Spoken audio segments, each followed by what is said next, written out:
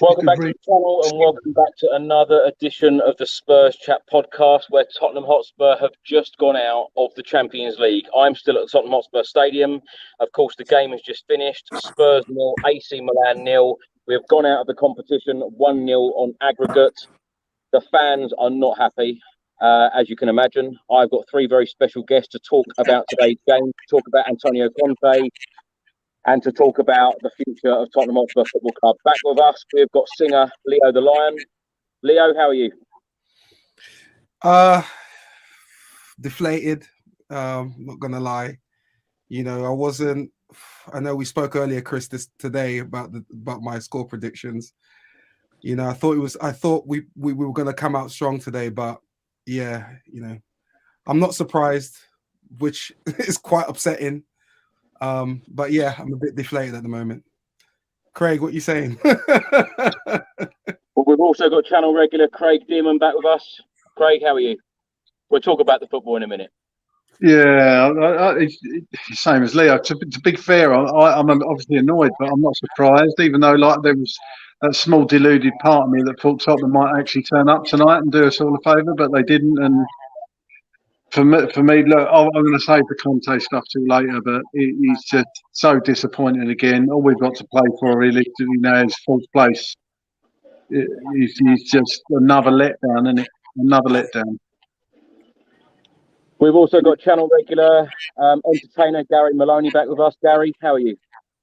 I'm all right, not too bad. Just another day being a Tottenham fan, basically. You know, I won't say too much about it. Craig knows my feelings earlier about the game, and I think it's fair to say I got it spot on. I'm not surprised. I thought Romero would get sent off. I thought there'd be bottle jobs, they'd play with no heart, and they'd be shit. And that's exactly what they were. They were playing like a team that was 1-0 up, not 1-0 down. So, you know, we can blame Conte, the players, but ultimately it's a bit of everything. And no one's opinion's wrong. And it is what it is, but we're shit. And that's it. Another trophy this season. So might as well just talk about it, get over it, and move on. Gary, how are you feeling about Antonio Conte right now? The same way I felt about him yesterday and last week. I don't care if he stays. I don't care if he goes. I think it's not just Antonio Conte you can blame. I think it's a number of things. I think it goes from right up all the way down. I think everyone in this team, in this club, the management, Enick, Levy, Paratici, you know, all the players, every single last one has to hold their hands up and take responsibility. Because a percentage out of all of them is why we are Tottenham Hotspur and is why we fell every time. So it's not just Conte, it's a kind of a bit of everything and everyone involved in Tottenham Hotspur. So that's how I feel. In regards to Conte, I mean, he's gone in the summer anyway, but if he was to be sacked tomorrow, I couldn't really care less.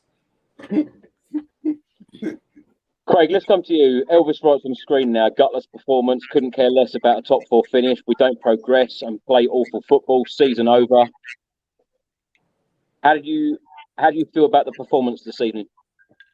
It's not good enough again, was it? It was just not good enough. Puffed and puffed in the first half. It was a turgid first half again. Boring. I'd rather watch paint dry. Second half, at least we showed a little bit of fight as we always seem to do. But again, it wasn't good enough. Too many big players not turning up again. Just not enough effort. The only minor shining light, I thought Porro looked quite good when he come on. But apart from that, that was it. It's just not good enough, and I've had enough now. Look, I'll say it. I just want Conte gone now. I've had enough of it. We've had 4 years of pragmatic football. I want a bit of excitement back at Tottenham. I don't see how he can carry on. You can blame recruitment and all that, but you know, if he's supposed to improve players, I don't see much improvement at all. And the players don't seem to be. I don't know. There's something intrinsically wrong there. I just think we need a change now. And like Gary, I wouldn't be gutted if he left tomorrow. Great, we're getting a lot of feedback from you. Perhaps you can go out and come back in, if that's okay. Leo, let's come to you. Your thoughts on the game this evening? So pretty much what we've been seeing this season, especially from Spurs. You know, very disappointing. The fact is, you know, today was literally a final as far as we're concerned. We had to win. And the fact that we started the first half very sluggish, just like we've been playing all season, it's just the whole attitude of the game, the whole way we were playing, especially the first half, it was just like how we've been doing all season. And that's, for me, it's terrible.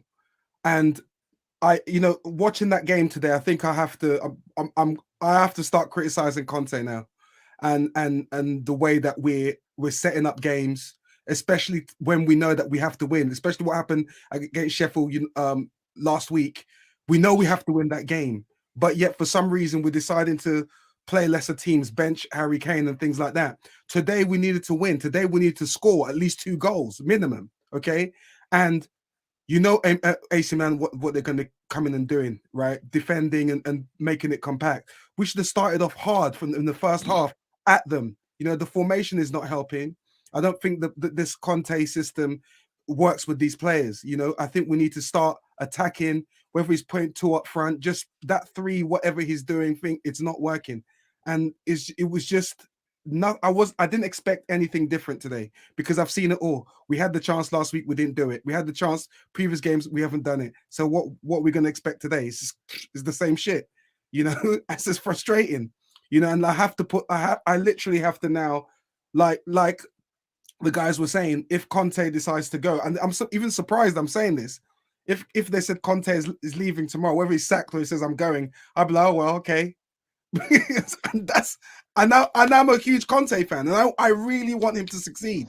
But I can see the things that we're doing wrong, and I'm surprised why we're still playing that way. Players like Son shouldn't even be playing. It's like I feel like we're even playing with a man down with Son on the pitch, and that's a guy that was top goal scorer last season.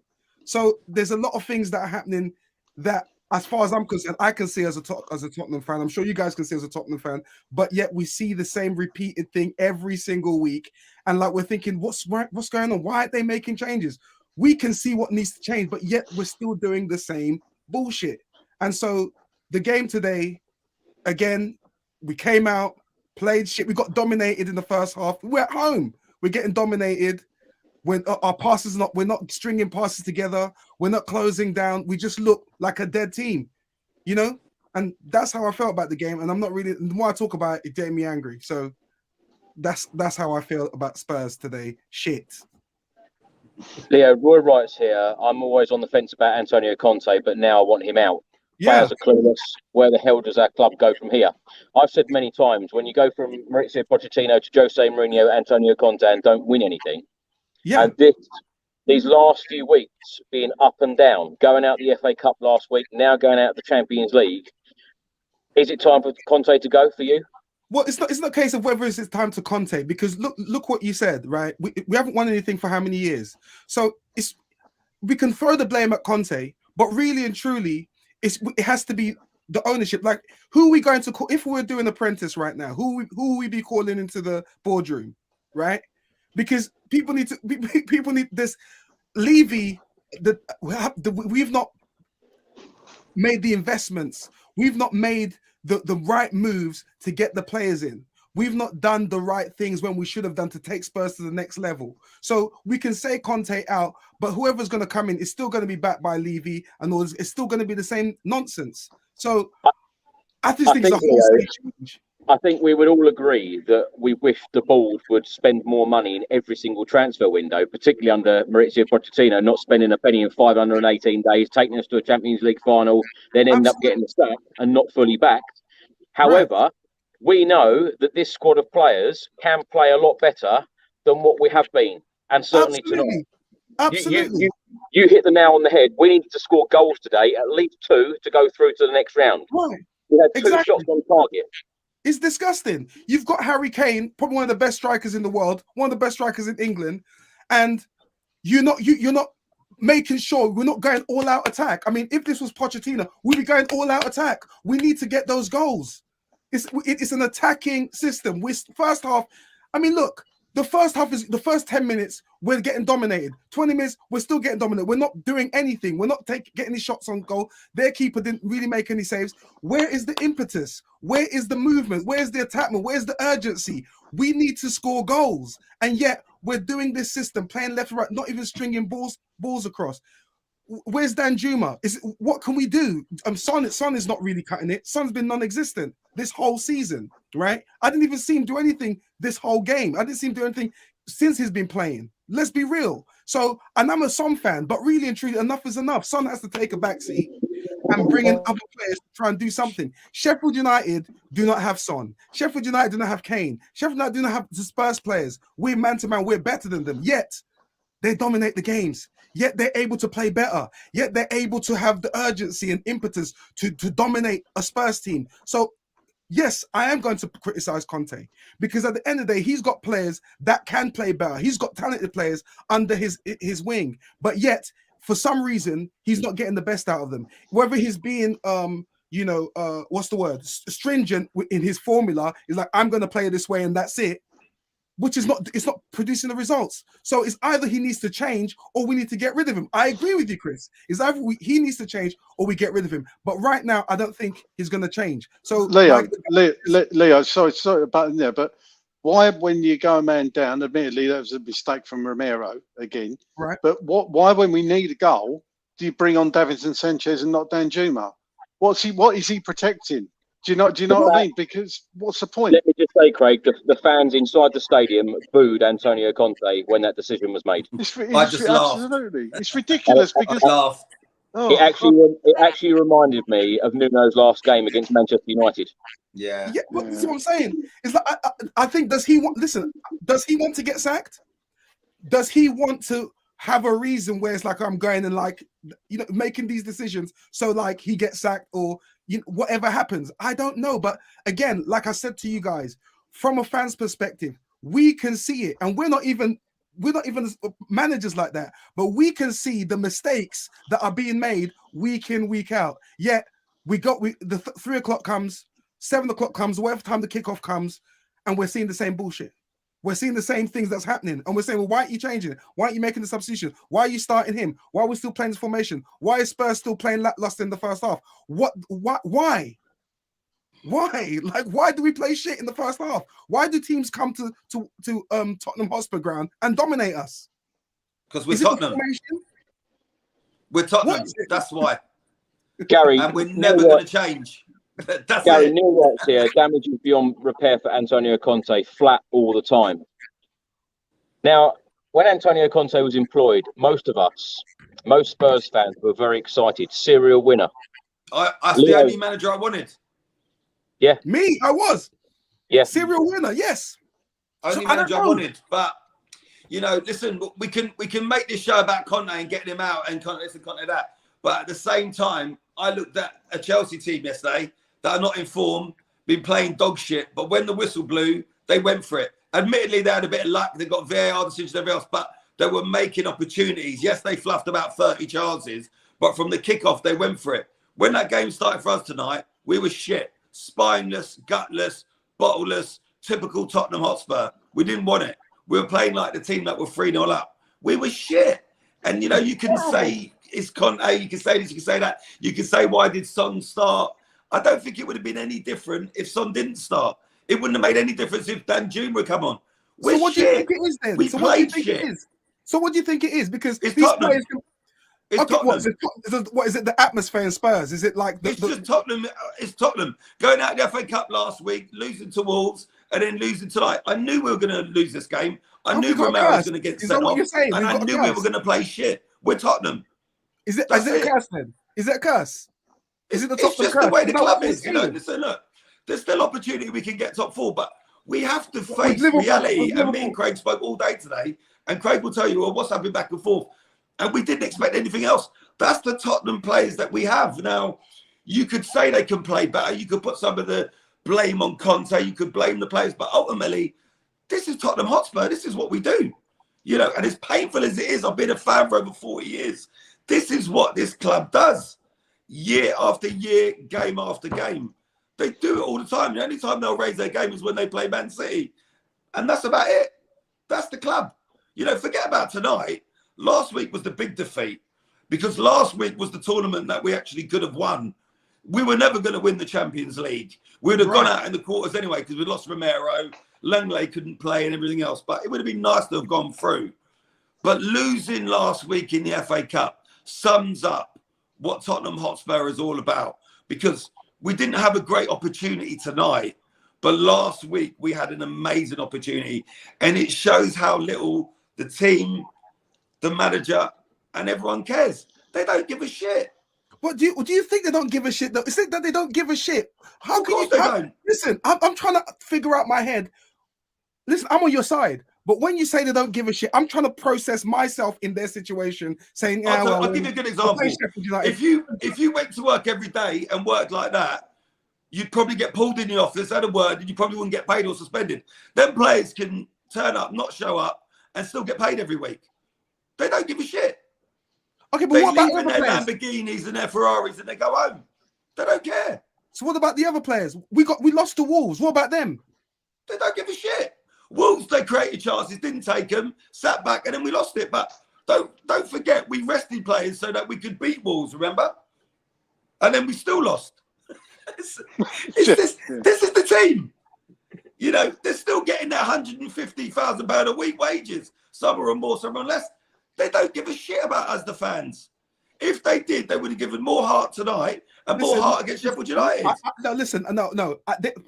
I would say players like Højbjerg played well. Højbjerg played well. Yeah, Højbjerg clapped to the fans at one point. That was good. Skip. Oh, you can see Skip wants it. So it's not the whole Spurs fans. There's players in this team that are hungry, that are fighting. You can pinpoint and say Porro had a good game. You can pinpoint and say at one point Højbjerg tried to get the fans up again.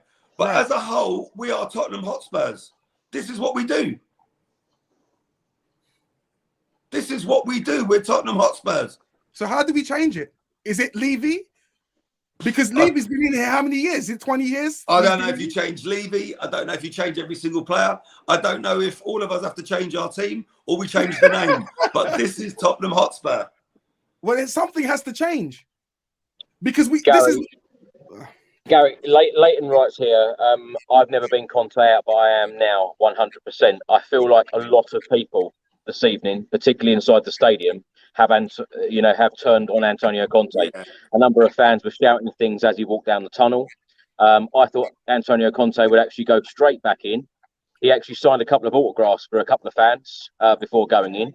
Roy writes here, Craig is spot on. Sanchez coming on was unbelievable. That is down to Antonio Conte. Gary, how do you feel about Antonio Conte? Do you want him here until the end of the season? Yeah, I wouldn't mind if he stayed to the end of the season because the season's done anyway. We're not getting anything, so what difference does it make? You know, whether Conte goes and we bring another bloke in, we're not getting top four. We're not good enough. So, you know, we went out of the best competition we had a chance in, which was the FA Cup.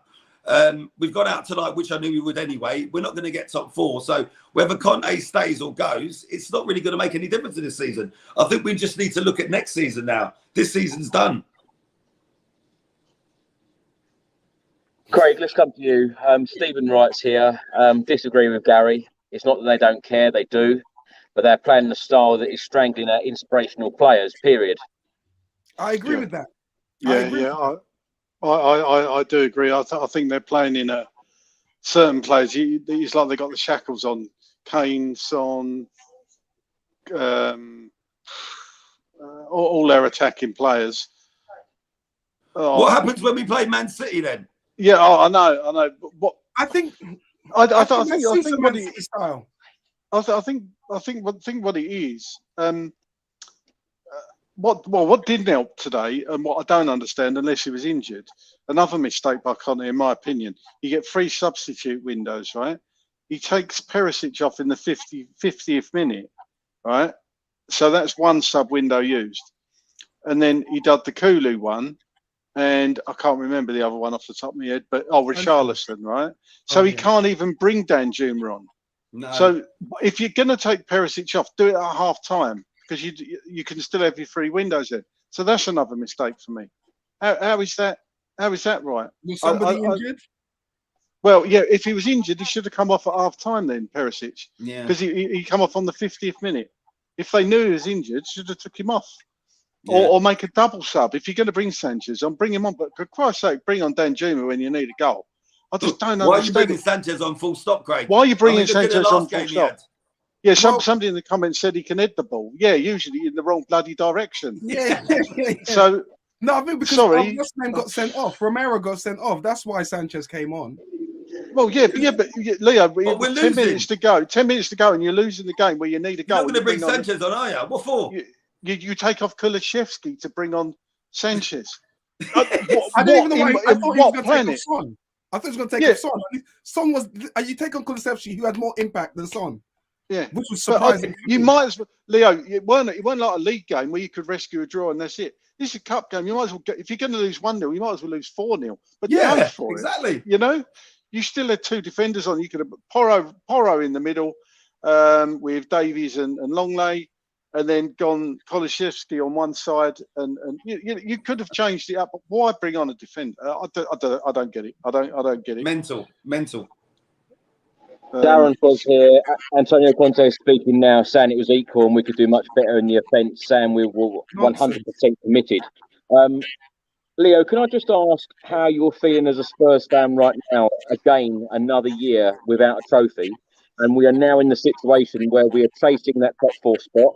We're currently in the top 4, but we've got a number of teams behind us who are finding form now, i.e. Liverpool. We've got Newcastle there as well. We've got quite a few other teams behind. How are you feeling about the top 4 finish? Champions League, Europa Conference League. We've played in all 3 competitions in the last few years. How are you feeling about it? I'm feeling a bit nervous because we see teams now behind us with games in hand. Liverpool, they're on some sort of a run now, and I feel like the impetus is on them. You've got a game in hand. They win that, they're joint with us. Newcastle, if they win both their games, they're above us. So I'm already seeing ourselves as even 6th right now, right? So the question is, are we going to have a better form than Liverpool and Newcastle? That's really the only way we're going to get top 4 is by having a better form than those 2 teams right now. And the way we're playing, I don't know. I can't see that happening. I'm nervous. I feel ashamed. I feel embarrassed because I got loads of Arsenal fans, and they're just texting me and calling me, and I can't even pick up the phone. Usually I'm the one giving it, but it's embarrassing. I'm deflated. I feel humiliated. I feel cheated. I feel like the whole Tottenham team have just gassed us fans, made us feel excited for nothing.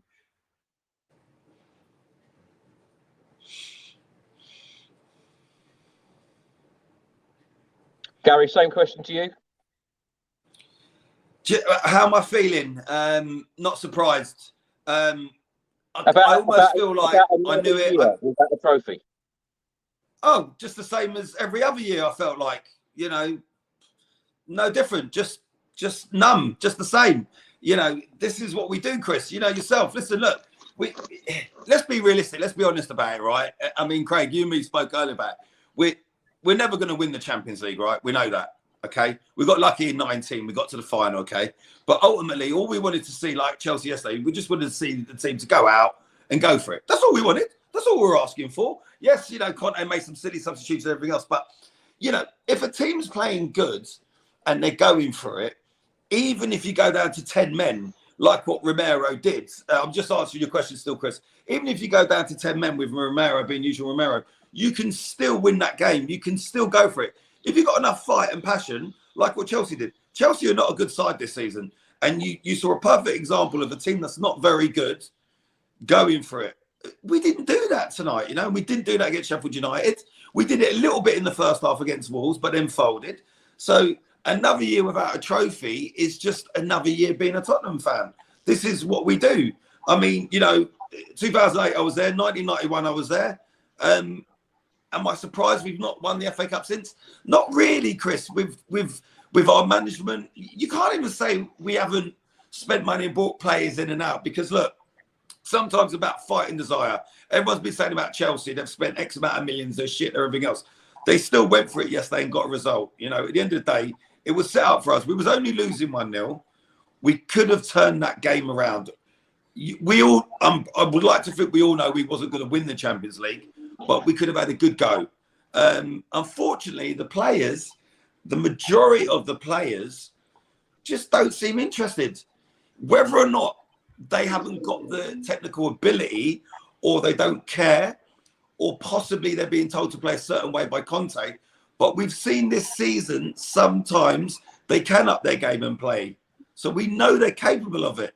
But that performance tonight, in particular, in a Champions League game at home, when you're only losing 1-0, was shocking.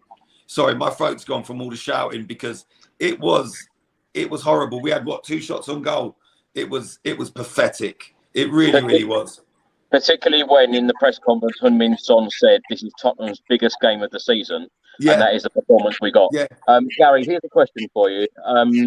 If any other company spent money like our club does, and their assets don't perform, they would get the sack. How the ball doesn't get more stick from misspending the club's money is beyond me. I think we've all spoken at length on this channel about how money has been spent by the club. I think the club, even in the last announcement, have admitted how badly the money has been spent, i.e. Lo Celso, Ndombele. The list is endless, isn't it? Yeah, shocking. Some of the look, listen, some of the players we bought in have been absolutely horrendous, and we've still got most of them still on our books. They're all coming back in the end. You know what I mean? We'll probably see Ndombele at McDonald's drive-through like we usually do, Chris. So we know some of these players don't care. It's so frustrating when you think like, in particular, Ndombele, the ability he's got, he just didn't care. But I do think, it's not all doom and gloom with players in and out. Bentancur, Kulusevski, yes, Bentancur's out now, obviously can't be helped. Kulusevski not been playing great of late, but they were 2 good signings.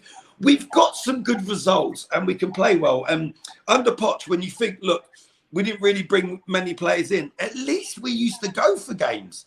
At least when that whistle blew, we used to go out there and try and play and try and get a result. I mean, I'm looking at that game tonight, and before it starts, I'm thinking this afternoon, we're not going to do anything. We're going to come out, we're going to start slow, we're going to be on the back foot, and we're going to be looking like the team that's winning, that are already going through. And that's exactly what we did. I mean, there wasn't really any point in that game where I thought we were going to turn it around. And that's what's sad about it. And what also is sad about it is I'm not even angry. When I was on your show last week, I was genuinely really angry for the FA Cup. But I'm not really angry for this one, because I expected it, and I never thought we're certainly not good enough to go and win that Champions League, Chris. Let's be honest, with that team that we've got and the way they play and perform, it will be a miracle if we finish in that top 4. I genuinely don't think we will. I think Liverpool will take it, if I'm honest with you. Whether you think we're going to win the competition, though, Gary, all we ask as Spurs fans, week in, week out, from our players, is grit, passion, desire, and the hunger. Yeah, and we didn't get any of that tonight. Nothing. I think we got some desire for some players. No, you're right, Leo. I would say Porro looked like he was up for a bit.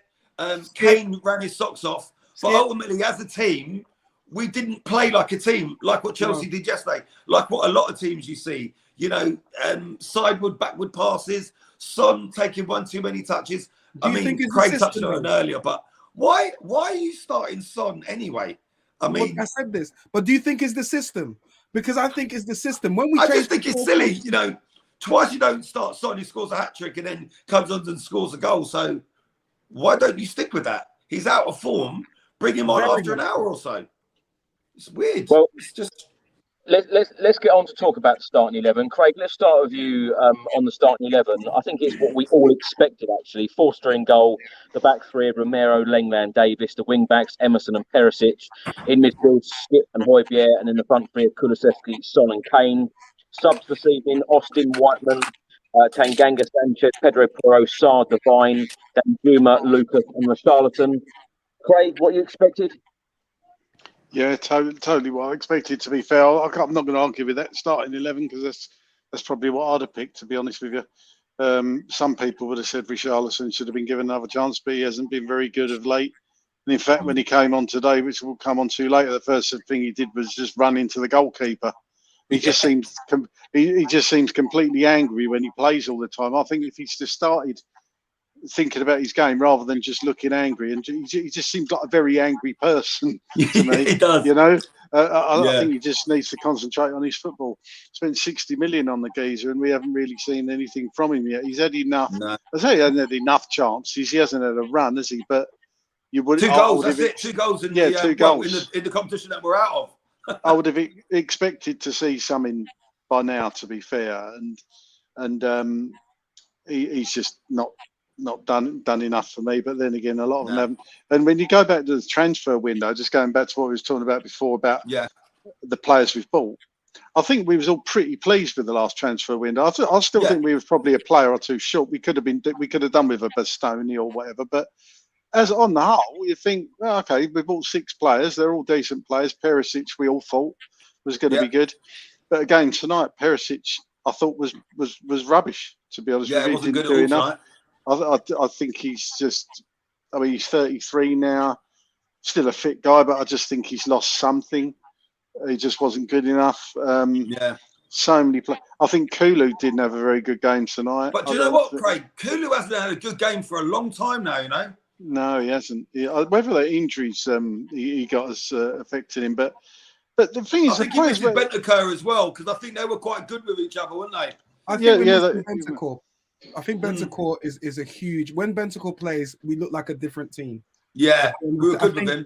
Yeah, I think probably that is what is making Tottenham disjointed, because under Bentancur we play well, we win, we score goals. We play as a whole team, right? So when Bentancur's out of the team, we're just losing. We just look shit. We just look terrible, right? So, and the fact that Conte doesn't have a plan B, I think is probably the reason why we continue to lose all these games. Because if he doesn't have the players that he wants in the system that he wants, but this is the thing, Leo. This is the thing with Tottenham, which is so frustrating. I mean, Arsenal, when they lost Jesus, everyone's like, "That's it, their season's over." And, you know, they found a way. They regroup, they crack on, and they get results. You know, yes, Bentancur is a massive player for us, and I agree. He's brilliant. And alongside with Kulusevski, they're amazing. But you can't just rely on Bentancur. You can't say, Bentancur's out injured. I'm not saying you're saying that, but I'm saying in general. You can't say, oh, you know, this is all Conte's fault or this is Bentancur. You have to find a way. And if you can't find a way to win in the last 16 of a Champions League game, at home with 60,000 fans there, then I don't know when you can.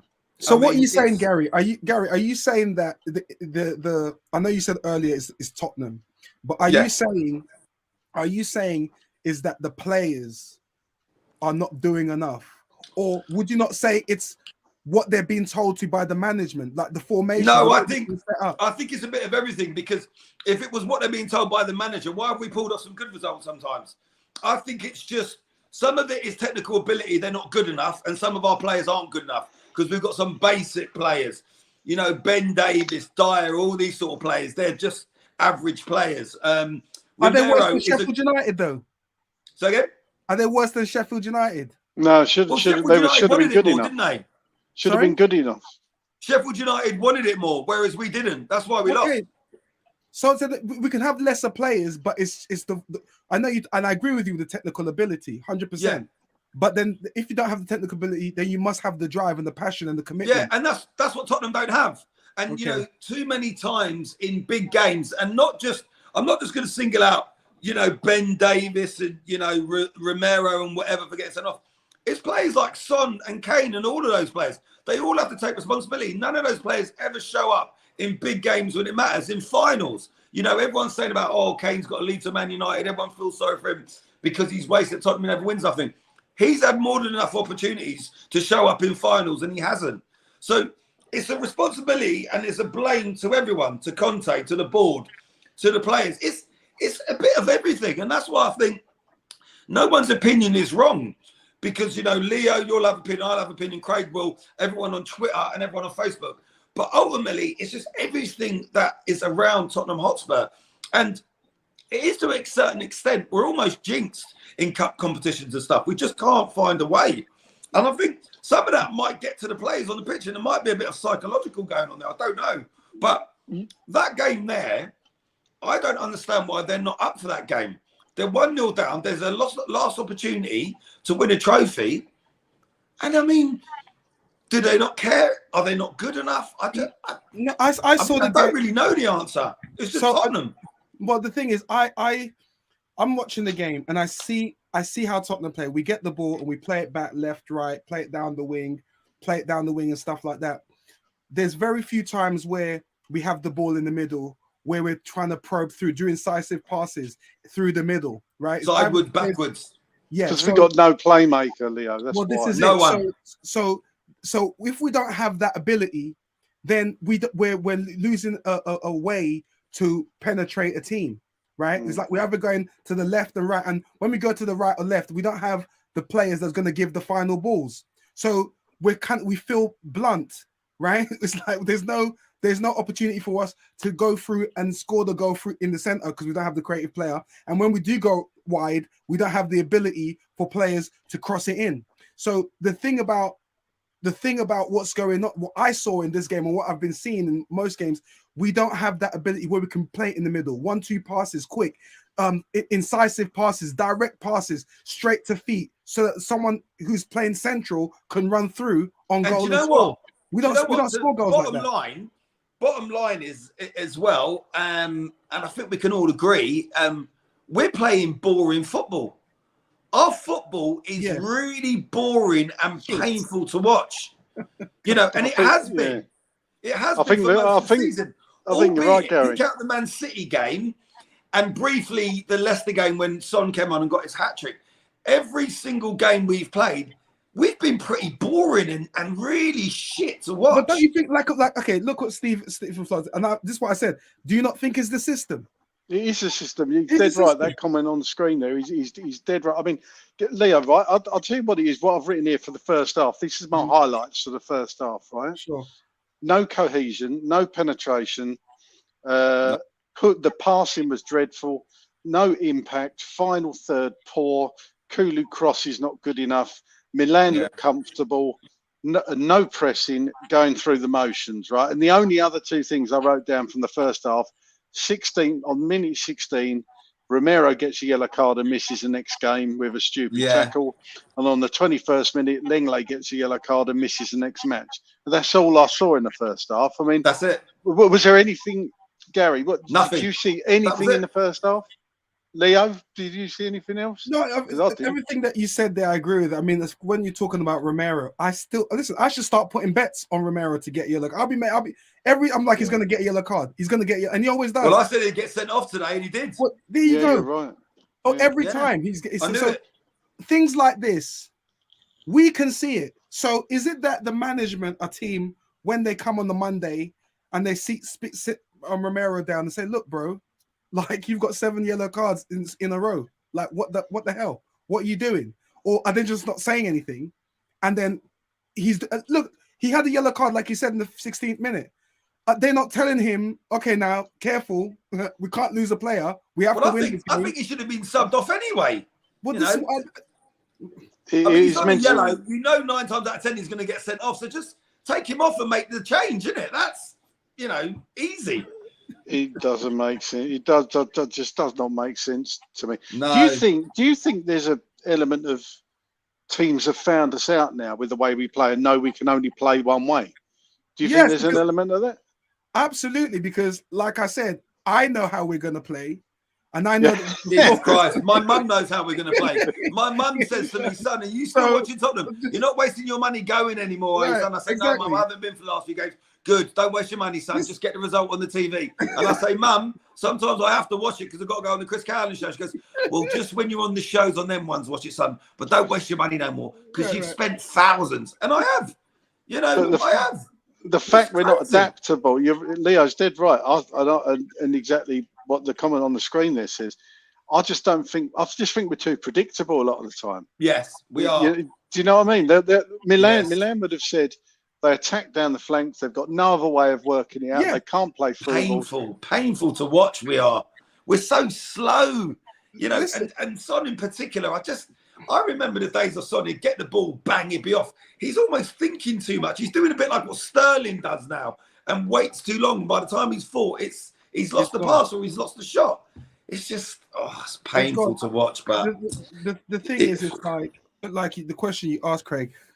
Yeah, I think teams have sussed us out because it's like we know Tottenham are not going to really press us. They're going to start slow, and eventually they're going to make a mistake and give us a goal, which is what Spurs do. We make mistakes, either keeper error, defensive error. They're gonna give us a chance to score. So we just have to wait to Spurs to do what they do, and then we're gonna take our opportunity and win. And it is frustrating. It really is frustrating. I don't know where we're gonna go from here. I think the only thing we've got left is the top four. To get that, we have to literally have a better run in and form than Liverpool and Newcastle. So you tell me if that's feasible, if that's a reality. I know we'll probably talk about Conte a bit later on, but just to touch back on him a bit, do you think the players are still playing for him, Leo, or not? I do. I think they're still playing for him because they're still playing that system. It's like but they've got no choice because their boss is telling them to do something. Exactly. You so know they're what I playing mean? that system, and again, like it's not that I don't see them trying. I see all of them trying. It's just that what they're trying is not working. I see them try. I see them huffing and puffing. I see Højbjerg huffing and puffing, but they get the ball and there's no one to pass it. But again, pull it to the left or pull it to the right.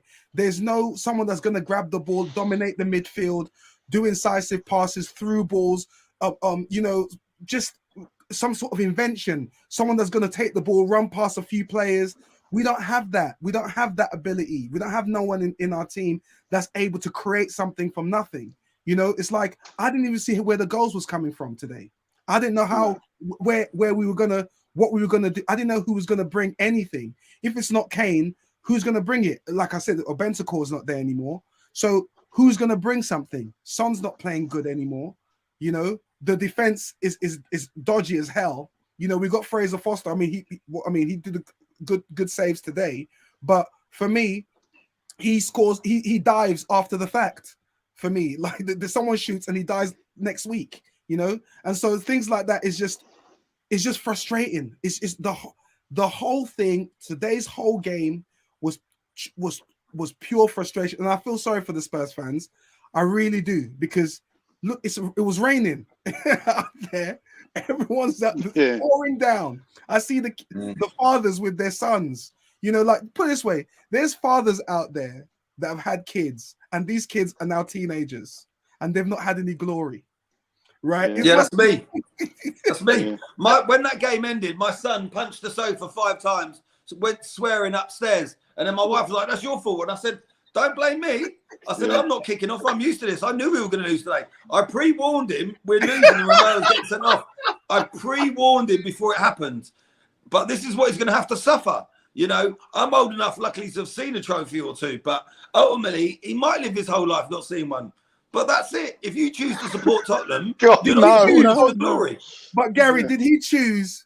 Listen, I've got a son, and he's 3, and he's got no choice. It's like he's going to feel the pain with me. Like, I'm sorry. It's like, so I doubt your son chose to be a Spurs. Do you know what? When he was very young, he wanted to be a Chelsea fan, right? And I didn't stop him. I said, if you want to support Chelsea, that's fine. You support Chelsea. I said, but I won't be going to any games with you. So you can go games on your own. You can go and live somewhere else. But and then when he got a little bit older and he saw Dad going hospitality and everything else, he thought, shit, I need to change teams. So unfortunately, he changed to Tottenham. But I mean, look, listen, I'm not overly angry or disappointed tonight because I didn't expect anything less. I think the tough one for me was going out of the FA Cup to Sheffield United. I mean, that was a real pain because I think Tottenham's level was the FA Cup, and that was something we could have really gone for and won. Our level isn't the Champions League. We're just not good enough. And unfortunately that showed tonight, and whether or not, like what you said, Craig, whether or not that is Conte or some of the players, if that's their ability or it's their heart, I don't really know the answers to that, and I don't know who would know the answers to it. But all I can label it as is that's Tottenham, and that's where we are. And I think this season we'll probably end up 5th or 6th, and then Conte will go in the summer, and then we'll regroup and start next season, and probably Poch will come back. But, if Poch comes back, I will say if Poch comes back, I would rather win a trophy under Poch than any other manager. Absolutely, because yeah. Poch is Tottenham through and through.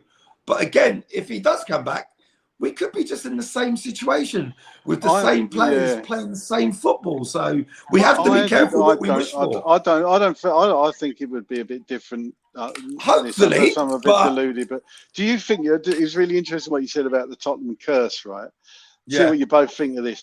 If you picked up everybody that works at Man City, from the tea lady through to the players, and dumped them at Tottenham, do you still think we'd be shit? Yeah. Do you think it's that bad a curse? I do. Yeah.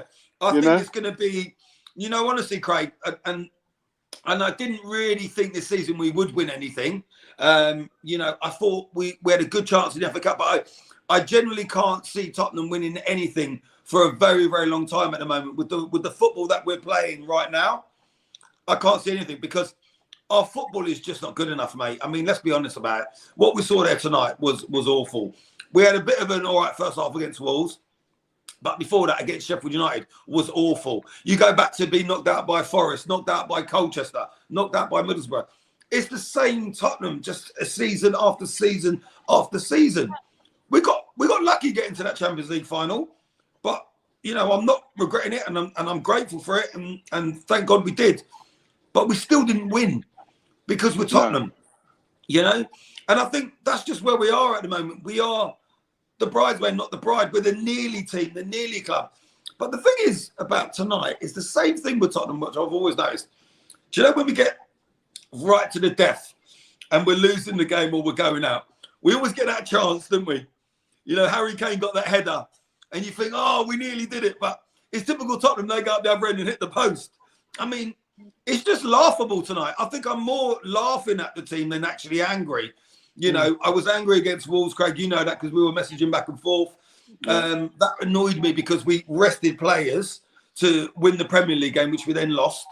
But we went out the FA Cup, we lost the Premier League game, and now we've gone out the Champions League. But I'm not actually angry tonight because I didn't expect anything different. Where with the other two games, I thought we could have got a result against Wolves, and I think we could have and should have beaten Sheffield United. But we're Tottenham, aren't we? You know yourself, Craig, whenever a player has not scored for months and months and months, and then like Traore scored 3 goals in 3 years, they always get a goal against Tottenham. This is what Tottenham do. That's right. I suppose we better start talking about the second half because it was a little bit better. So Leo, obviously, as I touched on earlier, that Porro came on after 5 minutes for Perisic, and I thought he made an instant impact. Just before that, there was a good save by Forster. I thought he actually, out of all the players, he had a good game. I mean, he didn't concede, so that says something. He made a few good saves. What do you think, Leo? Do you think why didn't he sub him at half time? Because he's used up a sub window, as I say. But when he did come on, there was more urgency. At the start of the second half, he seemed to be whipping the crowd up a bit. What do you think of Porro tonight? Do you think he made instant impact? I think it's like the AC Milan, the way that they set up, they saw the first team sheet, so they know that Perisic is not going to have the pace, so their wing backs are going to be able to push forward and attack and dominate that space. And so when Porro came in, obviously they know that Porro is quicker, is got more energy. He can pass players. He's trickier. So it made their left back just have to step back a bit. You know what I'm saying? And which allowed Spurs as the whole team to advance forward. And so we saw the impact that had. So really and truly, they shouldn't have told you, like, okay, look, like we said before, we need to score 2 goals. Let's put players in there that have got the energy. Players that are in there, they're going to put AC Milan on the back foot. Attacking players, we need to score 2 goals minimum. In fact, we have to score 3 because they can score 1. You understand? So our mindset is we need to score 3. We need to score at least 1 or 2 in the first half. We can't go in 0-0 and be chasing the game because anything can happen. First half is very important. And so, yes, I was happy with the impact that Porro had. He was attacking. He came with more impetus, more drive to get us on our way. But again, I don't know if it's because it was the second half. I don't know if it was their player were tired. I didn't know if it was whether they wanted to just hold back a bit because they were already 1-0 up. You know, so we have to take all these things into consideration. However, the fact that he didn't make that sub, like you said, he made the sub on the 50th minute, we're losing the opportunity to make better sub decisions, is poor. And I don't know whether it was injury. It could be, because it just doesn't make sense to me.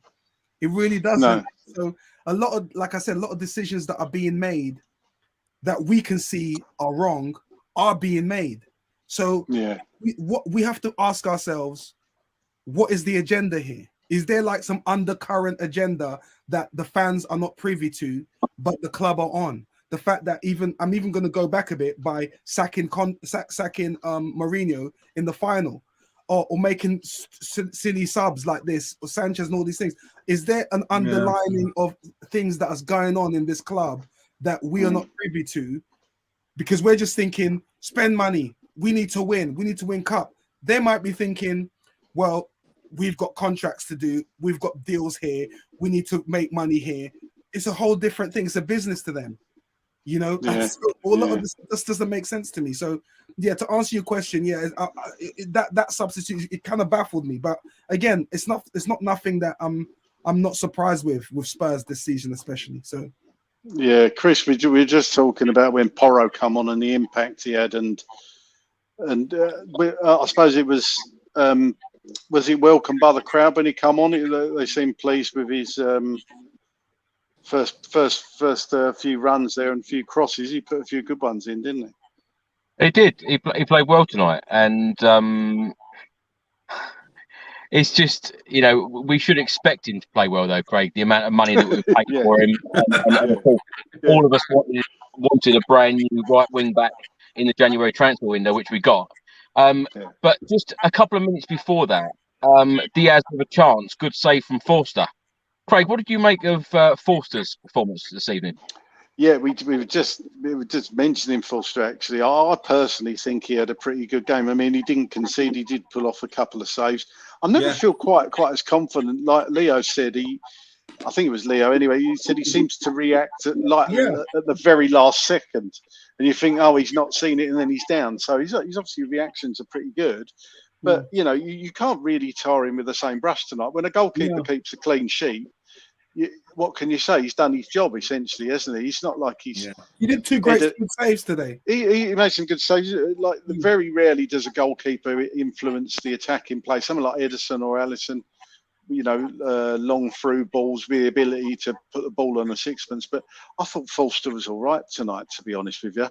They didn't really trouble him that much. He made a few saves. You'd expect him to make them, but he did what he had to do, Chris. I think he did pretty well, to be fair.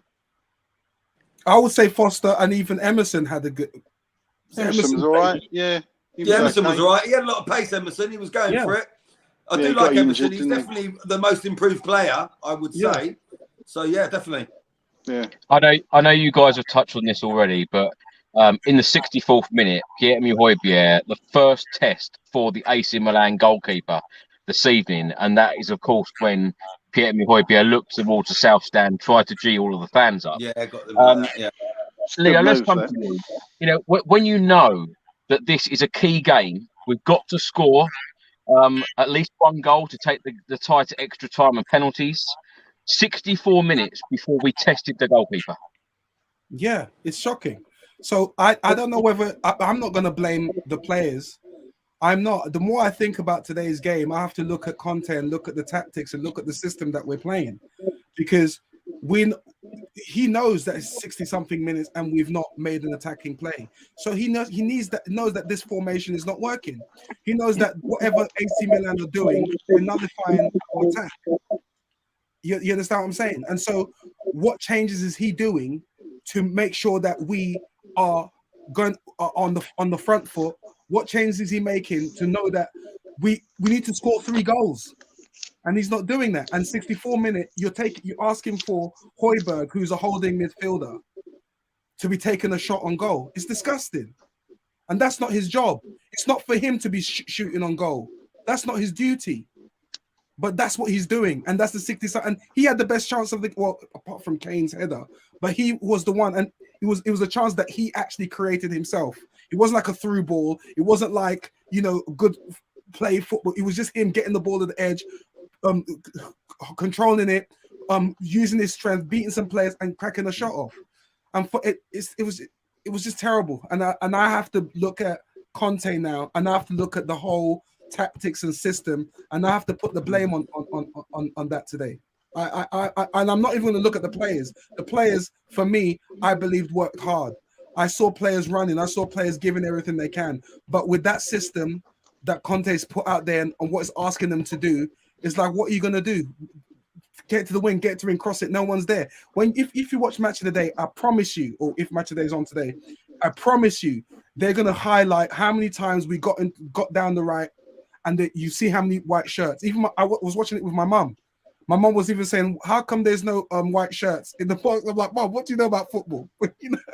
And she's saying that, right?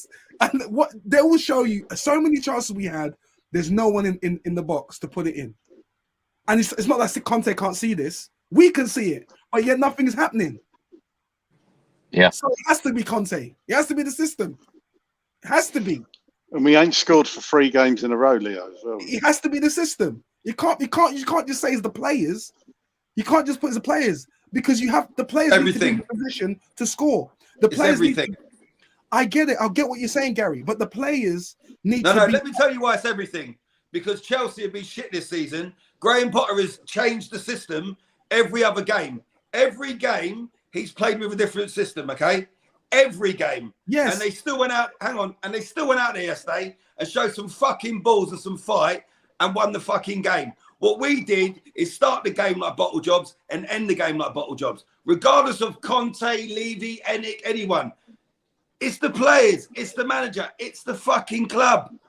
We're shit. They were bottle jobs. Come on. Do we not realise that? Are we going to put all the blame on Conte? I get it. Come on. It's not all Conte's fault we're shit. No, it's not Conte's fault. No, it's not Conte's fault. They changed the system every game, Chelsea. They still went out there yesterday and got into the fucking quarterfinals. Okay, but check this out. We've not changed the system once. We've not changed the system once. And yet we're seeing... Right. So why did we play so good against Man City then? Because that Man City, listen, Man City are a team that they attack. We know, everyone knows what Man City does. Why did we play good against Chelsea? The team that's gone through to the quarterfinals. We probably got lucky. Luck happens. But this is what I'm saying. This is Tottenham. It's not lucky. Gary, this is Tottenham. But Gary, what I'm trying to say, you said it yourself. Potter's changed the system so many times, which means that his things is not working. I'm going to make a change. Things are not working. I'm going to make a change. At least he's making changes. We're seeing, as fans, why aren't we making changes?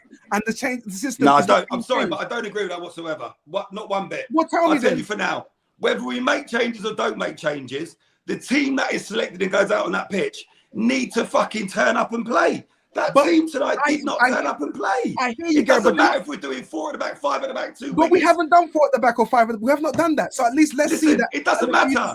From when that whistle blew, we'd already lost. That team did not turn up tonight.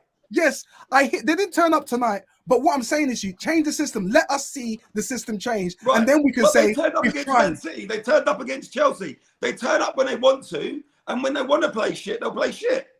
Like tonight. Look how many games. Okay, are you telling me this season we've played? You said to yourself, Spurs play shit. The football is shit. Yes, right? It is shit. Regardless of whether we play Man City or Chelsea, the football is boring. Football, yes, it's boring. Okay, right. So why is it boring? Because we're playing boring shit football and we're not attacking. You don't think it's the system? No, we're just sitting back. That's it. It's not the system because we've changed the system. Sitting back is the system, is the tactic. It's not the system. The team didn't turn up tonight. They played shit. So when did they turn? When have Spurs ever turned up? Man City, this season? Chelsea. No, I don't think we listen. Like I said to you, Man City play a certain way, and I just think the way that we won yesterday doesn't affect Man City. They played great yesterday, Chelsea. But as soon as the whistle blew, they went on the attack. That's it. Gary, let me put it another way, which I think I know what you're trying to say. When was the last time you entertained? This is what this fucking club does to me. When was the last time you entertained watching Spurs? Gary, when was the last time you were entertained watching Tottenham? A year ago, 2 years ago. Under who? Mourinho. What? You were entertained on Mourinho? No, 2019. When Son and Kane were 2019. playing like boom, boom, boom under All Jose Mourinho, we played some good football. Son and Kane did. Yeah, We did, but I've never liked that the counter-attacking football though, Gary. I don't think that was the best Spurs. I No, think but did you remember what Chris just asked me? Did you hear what Chris just asked me? What was the last time? Yeah, and the last time was Mourinho. If you're going to ask me, when did we play our best football and our most entertaining football? All right. I'd say Poch. But he asked me the last time. And the last time was Mourinho. Because Son and Kane were playing fucking amazing attacking football. Right or wrong? I agree with you. Yeah. I agree with you. But would you take that football? We're all in the same boat. At the end of the day, it's only opinions. It doesn't make any difference. The fact of the matter is, say your whether you punchline. blame Conte or blame the players, Say your punchline, we didn't Gary. turn up tonight. we didn't turn up. Let's talk about the last 20 minutes of the game. Craig, let's come to you. In the 68th minute, Porro cross, Kane headed wide. In the 70th minute, Antonio Conte made the change, Emerson Royale going off, Richarlison coming on. It wasn't a great deal of time, Craig, but what did you think of Richarlison's 20 minutes? Not much, to be honest with you. Like I said, all he did, the first thing, he just ran into the goalkeeper after he'd caught it about 5 minutes after he caught the ball. Utterly ridiculous. I don't know what he was trying to prove or do. Mental. Just gave away a foul. He's a better player than that. For some reason, he's just not clicking for him. Do you think it's the system? I don't know. Look how he plays. Leo. Look how he plays for Brazil. Like, you put in players, and he's not. It's not like he doesn't have the ability. You know that he doesn't have the trickery. So why aren't we getting the best out of him? We're Leo, the system. Leo, I see across this squad at the moment a group of unhappy players, and I think Richarlison's one of them. Yes. And there's a comment on the screen there. I think he's incredibly frustrated by his lack of game time, and when he gets his chance, he's not getting the chances, and he's not creating much himself. And that's not his fault that he's not getting crosses in the box or whatever. So that's going to lead to more frustration. We're not playing, in my opinion, any more to our attacking strengths. Harry Kane is a great header of the ball, but he's had very, very few crosses come into the box lately. Yeah. Richarlison's a good header of the ball. He's not had many crosses come into the box. Our wing backs are not doing what they're supposed to do. Emerson has been really good the last few games, but he can't cross. He can't even cross the road, but he don't even try to be fair. He stops and he just looks for somebody else. Kulishevsky's crosses are not very good now for some reason. You know, they always seem, a lot of the ones today were very deep and too deep. I think Perisic had one in the first half. So Richarlison, to be fair, Richarlison, I just don't think he's got all these ducks in a row. I just things are not falling for him. I think the formation's wrong for him, and we're not playing to his strengths, and something needs to change. I personally think Richarlison would thrive under somebody like Poch. To be honest, I think he would. Can I just add something there to what you just said? I think you're absolutely right. I think when you look at our front three, we have to look at. Okay, I saw an interview. Thierry Henry was talking about when he was a striker, and he had a discussion with Wenger, and Henry was getting frustrated because he wasn't getting the ball the way he said. If he was playing under Bergkamp, he can run anywhere, and Bergkamp will find him, right? But under other like Overmars and all those sort of players, he was frustrated to get the ball, and Wenger said to him, "Look, Bergkamp, you can run anywhere with Bergkamp, but with some other players, you have to go to them. You have to play. You have to change the way you play so that they can be best for you." So the reason why I say that is we know what can with Son. He likes through balls so he can run on, use his pace, and bang. That's what we see Son do. Who do we have that can provide Son that opportunity? When we have Richarlison in the Brazil, he likes 1-2, someone that's close to him that can do 1-2 football, through ball, where he can go and bang it in. That's how he plays. That's how you get the best like Richarlison. You've got Kane. He needs crosses, someone that can whip the ball in for him, that he can head. Who do we have that's going to provide the ball for him in that space? So we have a front three of great players, but we're playing in a system that's not giving them what they want for them to do their job. That's why we're not scoring. That's why we're not getting shots on goals. That's why we know teams are coming and dominating us. We don't have players in our team that's going to provide the opportunities for our strikers to do what they're supposed to do. This system that Conte has is based on wing backs running up, getting into the space and whipping the balls in. Right now, we don't have the wing backs that's going to beat the players to cross the ball in. We don't have that. We don't have the players that's going to sit in the middle, that's going to do the incisive passes for the Son, for the Richarlison, for the Kane. We don't have any of that. So that's why we're seeing the effects of it. 0 goals. Sheffield United, 0 goals. Wolves, 0 goals. Teams dominating us because we don't have the midfield to hold the ball. We don't have a Dembele like we have to. So I can see that. I can see all of this.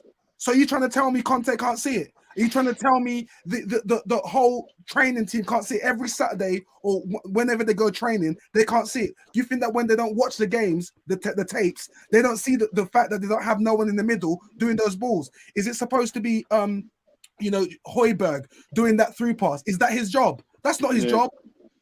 It's not his job. So who is it? Is it Skip? That's not Skip's job.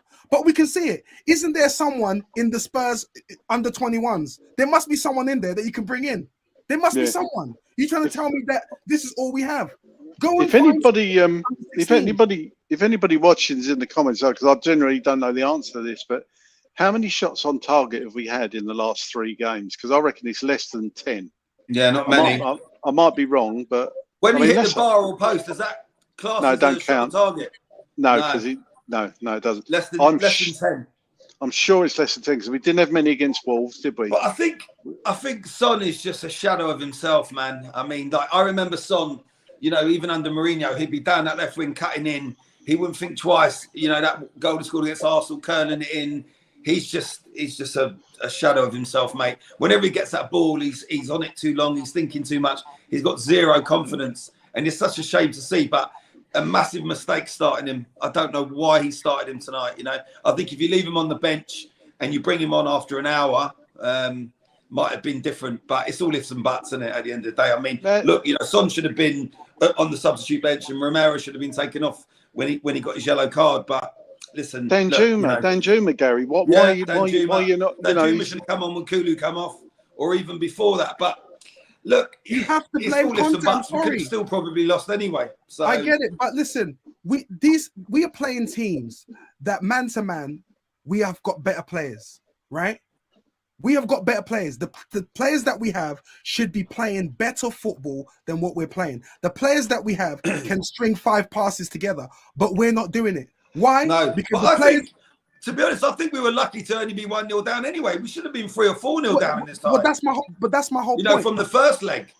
Why can't we dominate sitters, didn't they? Gary, why can't we dominate the ball? Why can't we dominate possession? Why can't we string 4 or 5 passes together? Why is it? I'm going to tell you something now. Every time I see Spurs, right, and the ball's up in the air, or there's a 50-50 thing, we never win those. Whenever there's a scramble, it always falls to the other team. Whenever there's something where it's like, oh, we're nearly there, they're gonna get. Why is it whenever we get the ball, we string 2 passes, we do a loose pass, and they get it? It's like it's just I just find though, just the team has got no desire. I just don't know where it's gone. I don't know if it's because maybe they want Conte out. I saw the desire from the players. I just Gary, let's stick with you for a second. In the 71st minute, AC Milan ball over the top, Leao shot over the bar. In the same minute, Porro shot from 25 yards over the bar, and then a couple of minutes later, of course, Christian Romero received his 2nd yellow, given a red card. Gary, talk me through the incident, because it looked so obvious that the player was going to go for the 50-50. Romero come crunching in. Of course, he's going to get red carded. Yeah. How frustrating is it when we have such a fantastic defender, but he has the problem of going in and receiving so many cards? It's so frustrating. I mean, I remember when we first got him in, I was saying that about him. It's just he's a great player, but he's also an awful player. He's just does not think. And I mean, there was no excuse for either. But the first one, when he got that booking, you just knew he was going to get sent off. And if I know he's going to get sent off in the game, surely the management must know. We've been here This before. is what I'm with him. saying. So I don't understand in that situation why he wasn't subbed, unless he's looking at it as, well, do you know what? Romero on a yellow is better than bringing any other defender on, because he's better than any other defender. But he's not when he goes in for that second tackle, because he brought on puts Sanchez. 10 men. He brought on Sanchez. So Yeah. But hold on one second, Gary. Do you not think Romero was lucky to not have been sent off in the previous challenge where he used his hand? That could have been another yellow. I think not much in that, but I think the first one where he got the yellow was a definite yellow. Right. And then the second one is a yellow. But that second one could have even have been a straight red, if I'm honest with you. It's just silly. I mean, the thing with Romero is you need to remember sometimes he gets those tackles spot on. And when he does, they're amazing. And he has saved us in some games when teams have been almost through. And he does those slides and he gets them right. But unfortunately, when he doesn't time them right, he's going to get a booking. You know, and even on the first one, he was missing. I mean, look, we were never getting through and getting into quarterfinals anyway. I knew that. But if we had of, by some sort of luck, like a dodgy VAR decision, like Chelsea the night before, we would have been without Romero anyway. So Why can't? But the question is this: like you said, he's on a yellow. Yeah, he's been on the yellow every single. I could. Do you know how much money I could be making? I don't even know why I don't put bets on Romero getting. You wouldn't get any money for it. Yeah, it'd be odds on. It'd be odds on, Leo. Right. Yeah, Okay. it's Well, too obvious. I could put a grand on it and make 50 quid. Still 50 quid. Maybe. You make £1 probably. Yeah. Some chips on that, right? I mean, you would like to think because he's on a yellow, get him off. But then, like what we spoke about, who do you bring on?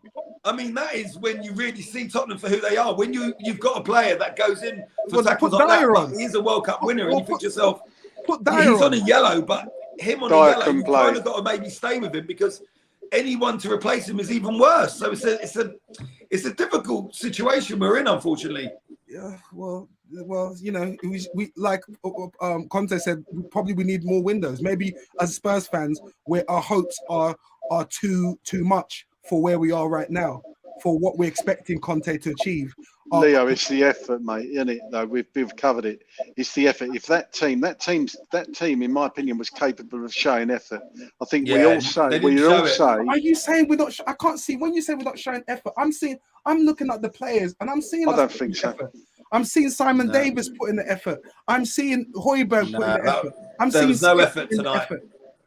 Not for me. I'm seeing them running for balls. I'm seeing them doing the thing. So it's like, for me, I just think it's a system. No, there was no effort from the players tonight. Yeah, all I see him doing in training, when you see the training videos, like we go again and all that. Yeah, we go again. I don't want to see. Don't want to see it. Not interested. But all they're doing is rondos, and they can't. They weren't doing that tonight. Display. The touches. The first touch only came. The ball sticks to his feet. Son, the first touch goes 5 yards away from him. Awful. All night. Yeah, it drives me insane.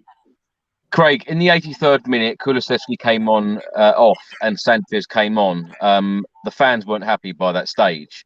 I get what Antonio Conte was trying to do, you know, by bringing a defender on because, of course, Romero had just been sent off. What do you feel about that decision? I thought it was a ridiculous decision.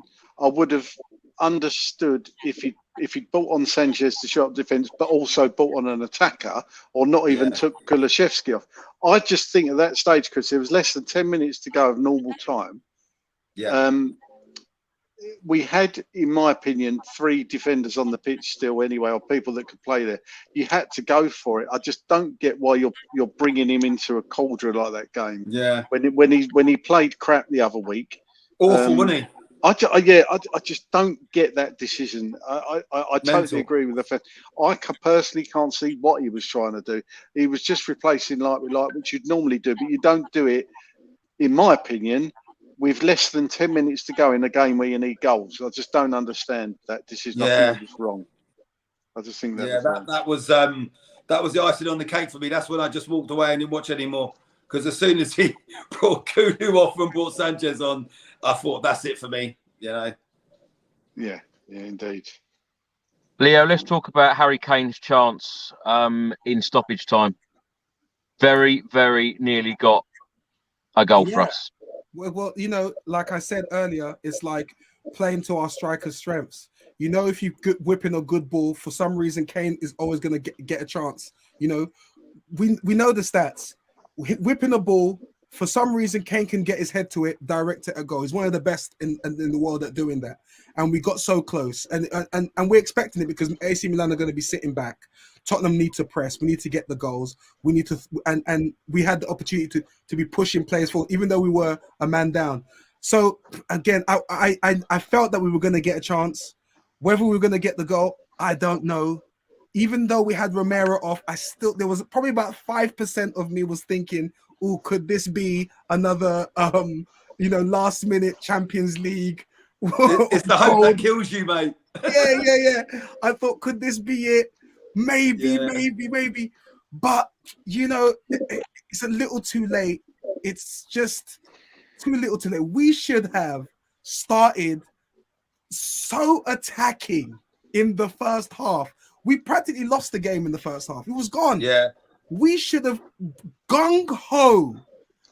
If Conte started with Dan Juma, Richarlison, fucking Son, Kulusevski, I would have said, fuck me. Okay, all right, let's go. You know, we needed goals today. We don't need to be sitting back. We're 1-0 down. We have to score 3. As far as I'm concerned, like I said, 3 effing goals we have to score today. And so you're trying to tell me Kane had his best chance? Two would have done. Sorry?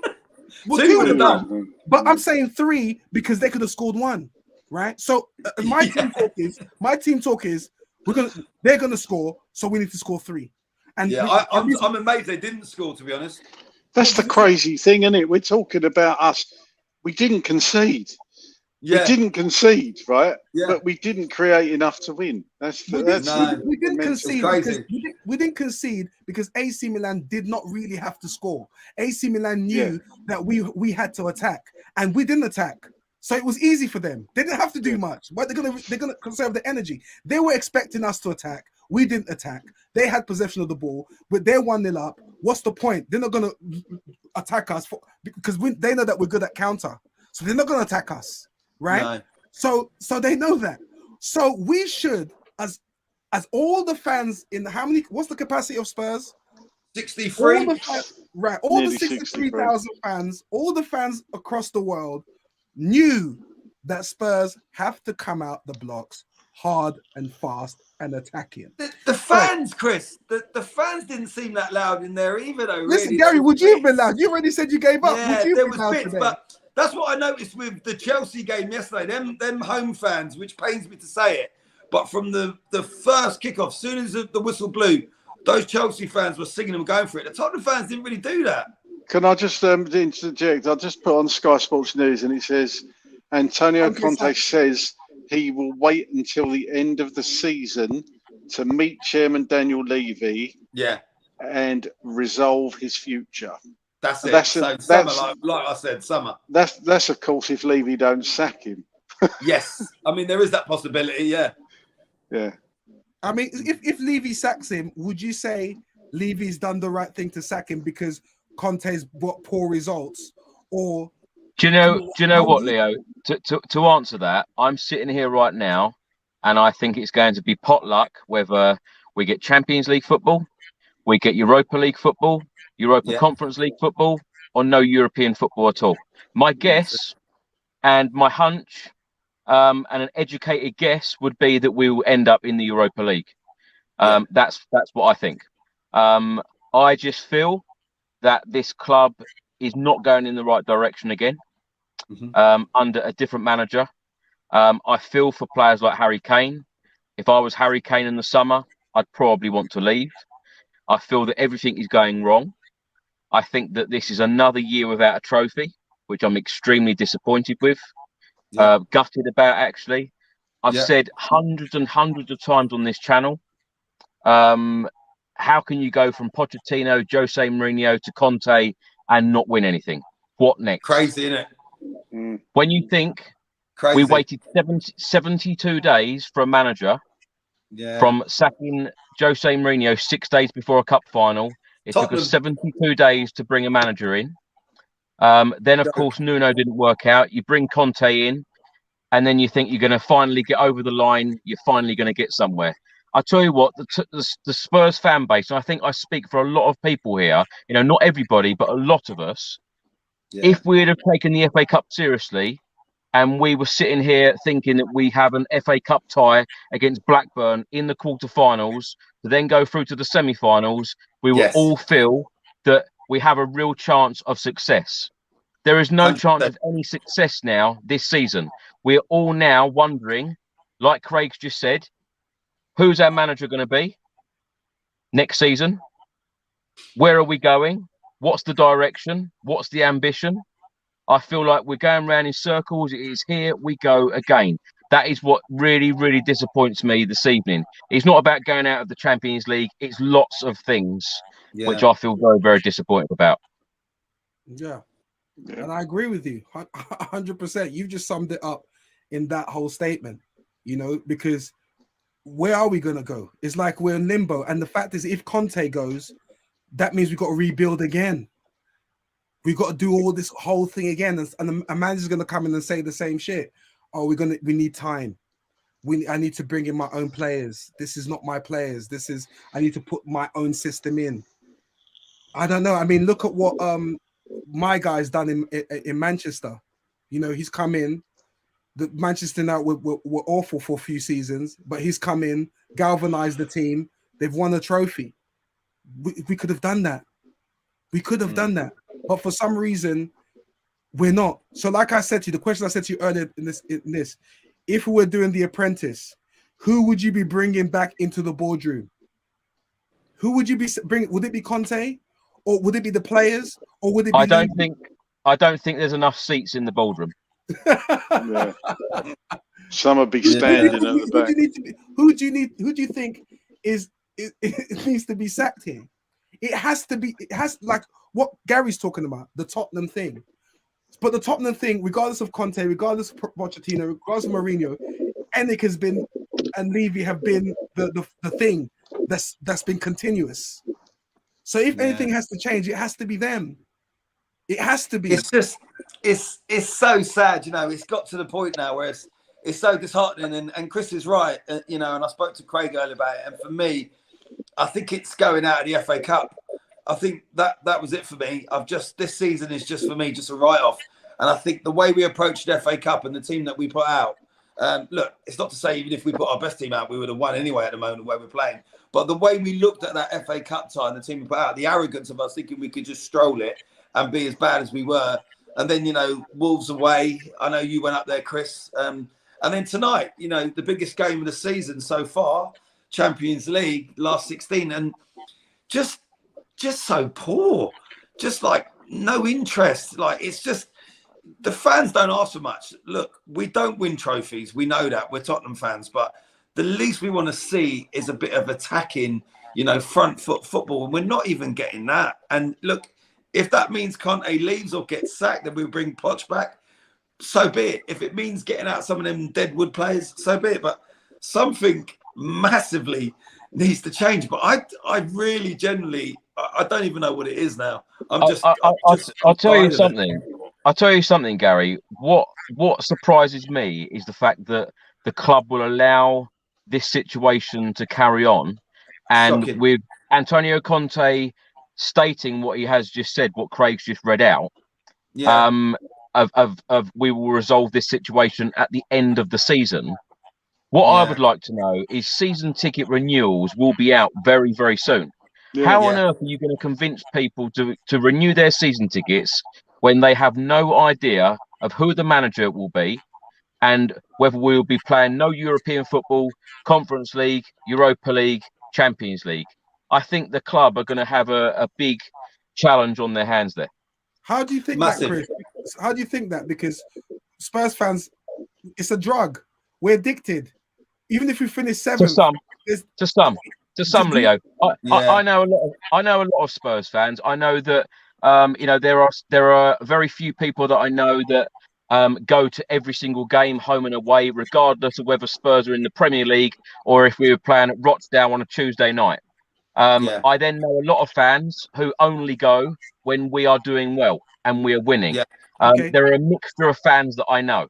Yeah. So Right. But there I think are a lot of fans, Chris, a lot of fans were holding on to that last bit of hope. I mean, Yeah. okay, you could still probably say there is still a little bit of hope where some people will look at top four. That's a whole nother conversation and argument. You know how I feel about getting in the top four every season. You know, it's got its benefits, but then at the same time, it's not a trophy. But I think after tonight, there will be a lot of fans that probably won't renew their season ticket. And I've, just very quickly on like the ticket exchange and the Facebook ticket sell pages and everything else, I've never seen so many tickets.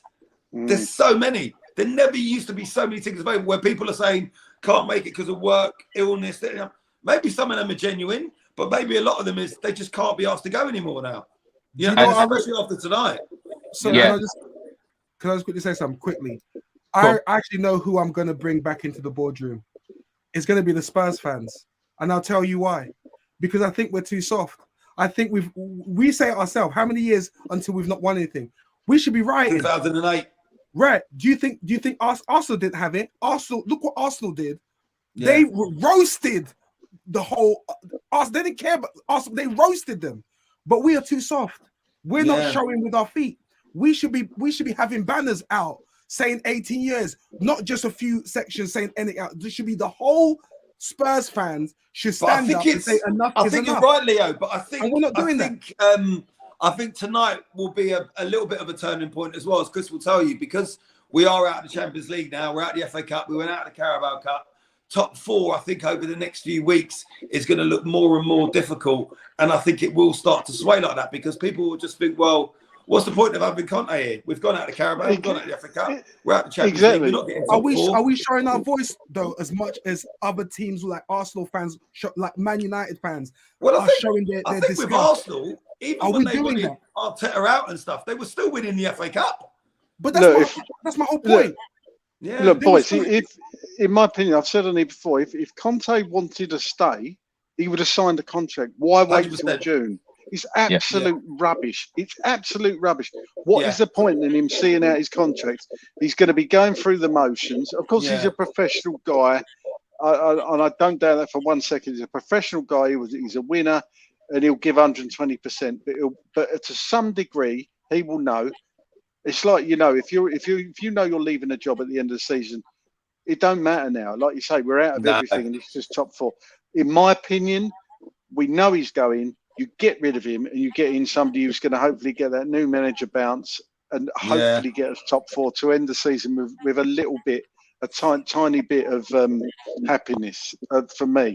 Because if he's going, we all know he's bloody going. It's a worst kept secret. Him coming out saying he's going to honour his contract.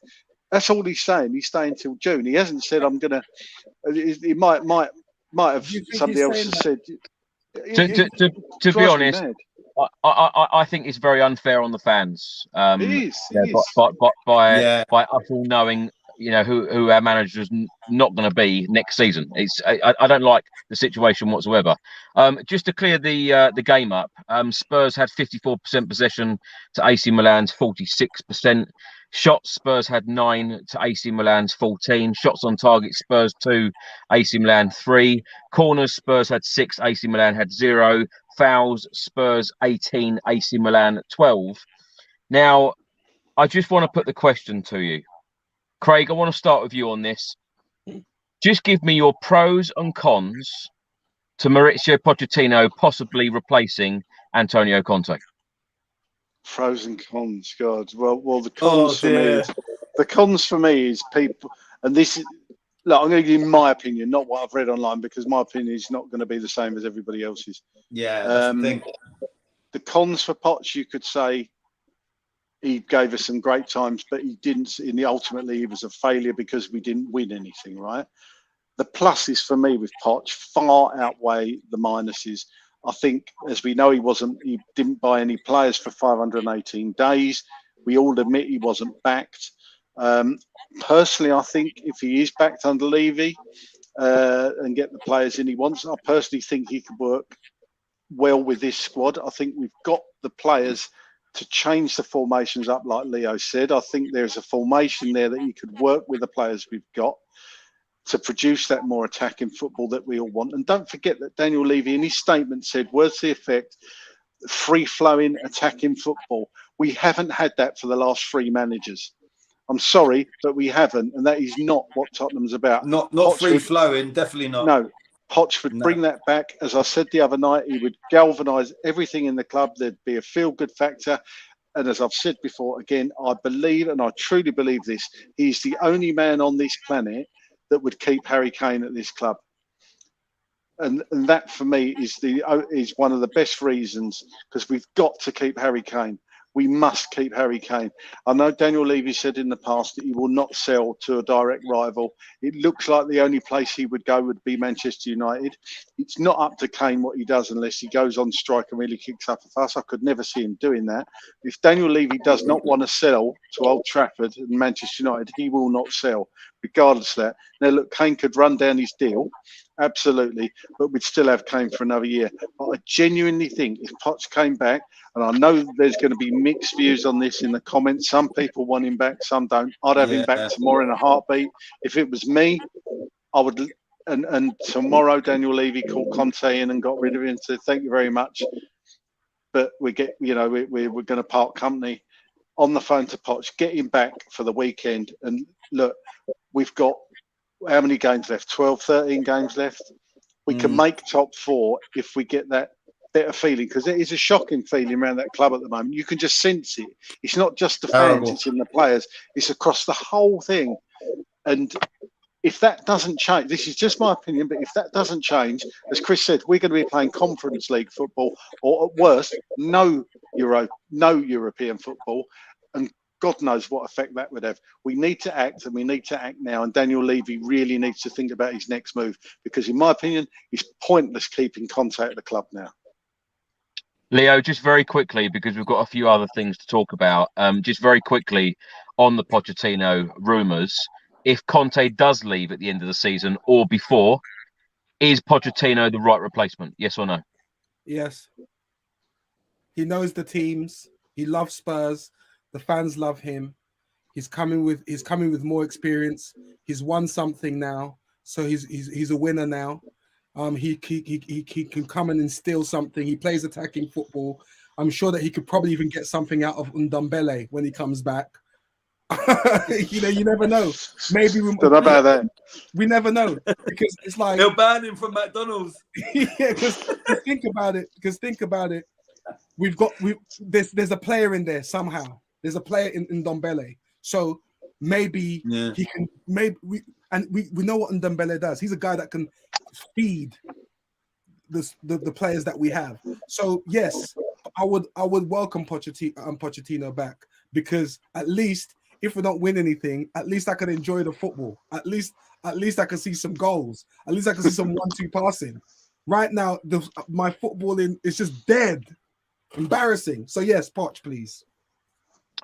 Gary, same question to you. Pochettino to replace Conte if he leaves at the end of the season or before?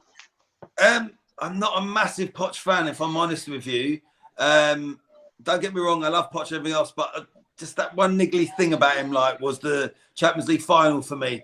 I think he needed to start more in that final. That was unforgivable what he did in that final for me. Didn't like that. But on another side of the coin, which I spoke about earlier, if we ever got to a stage where we won a trophy, I would definitely want to win it under Poch, because he is Tottenham through and through.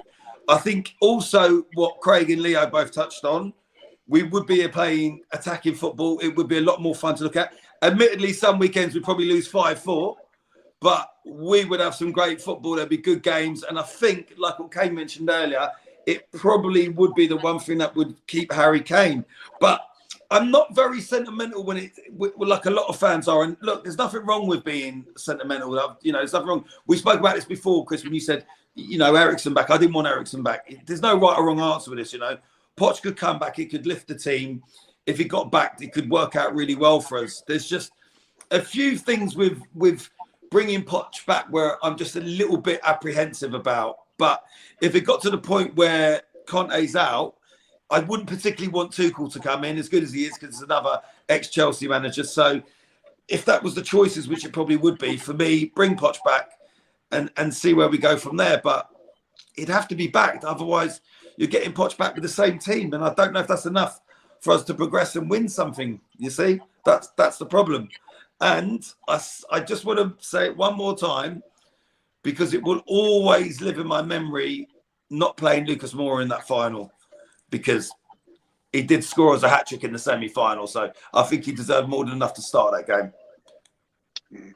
Before we talk about our next game, Nottingham Forest at home on Saturday at Tottenham Hotspur Stadium, just give me a number of where you think Spurs will finish in the Premier League at the end of the season. Craig, let's start with you. At the moment, 5th. Leo?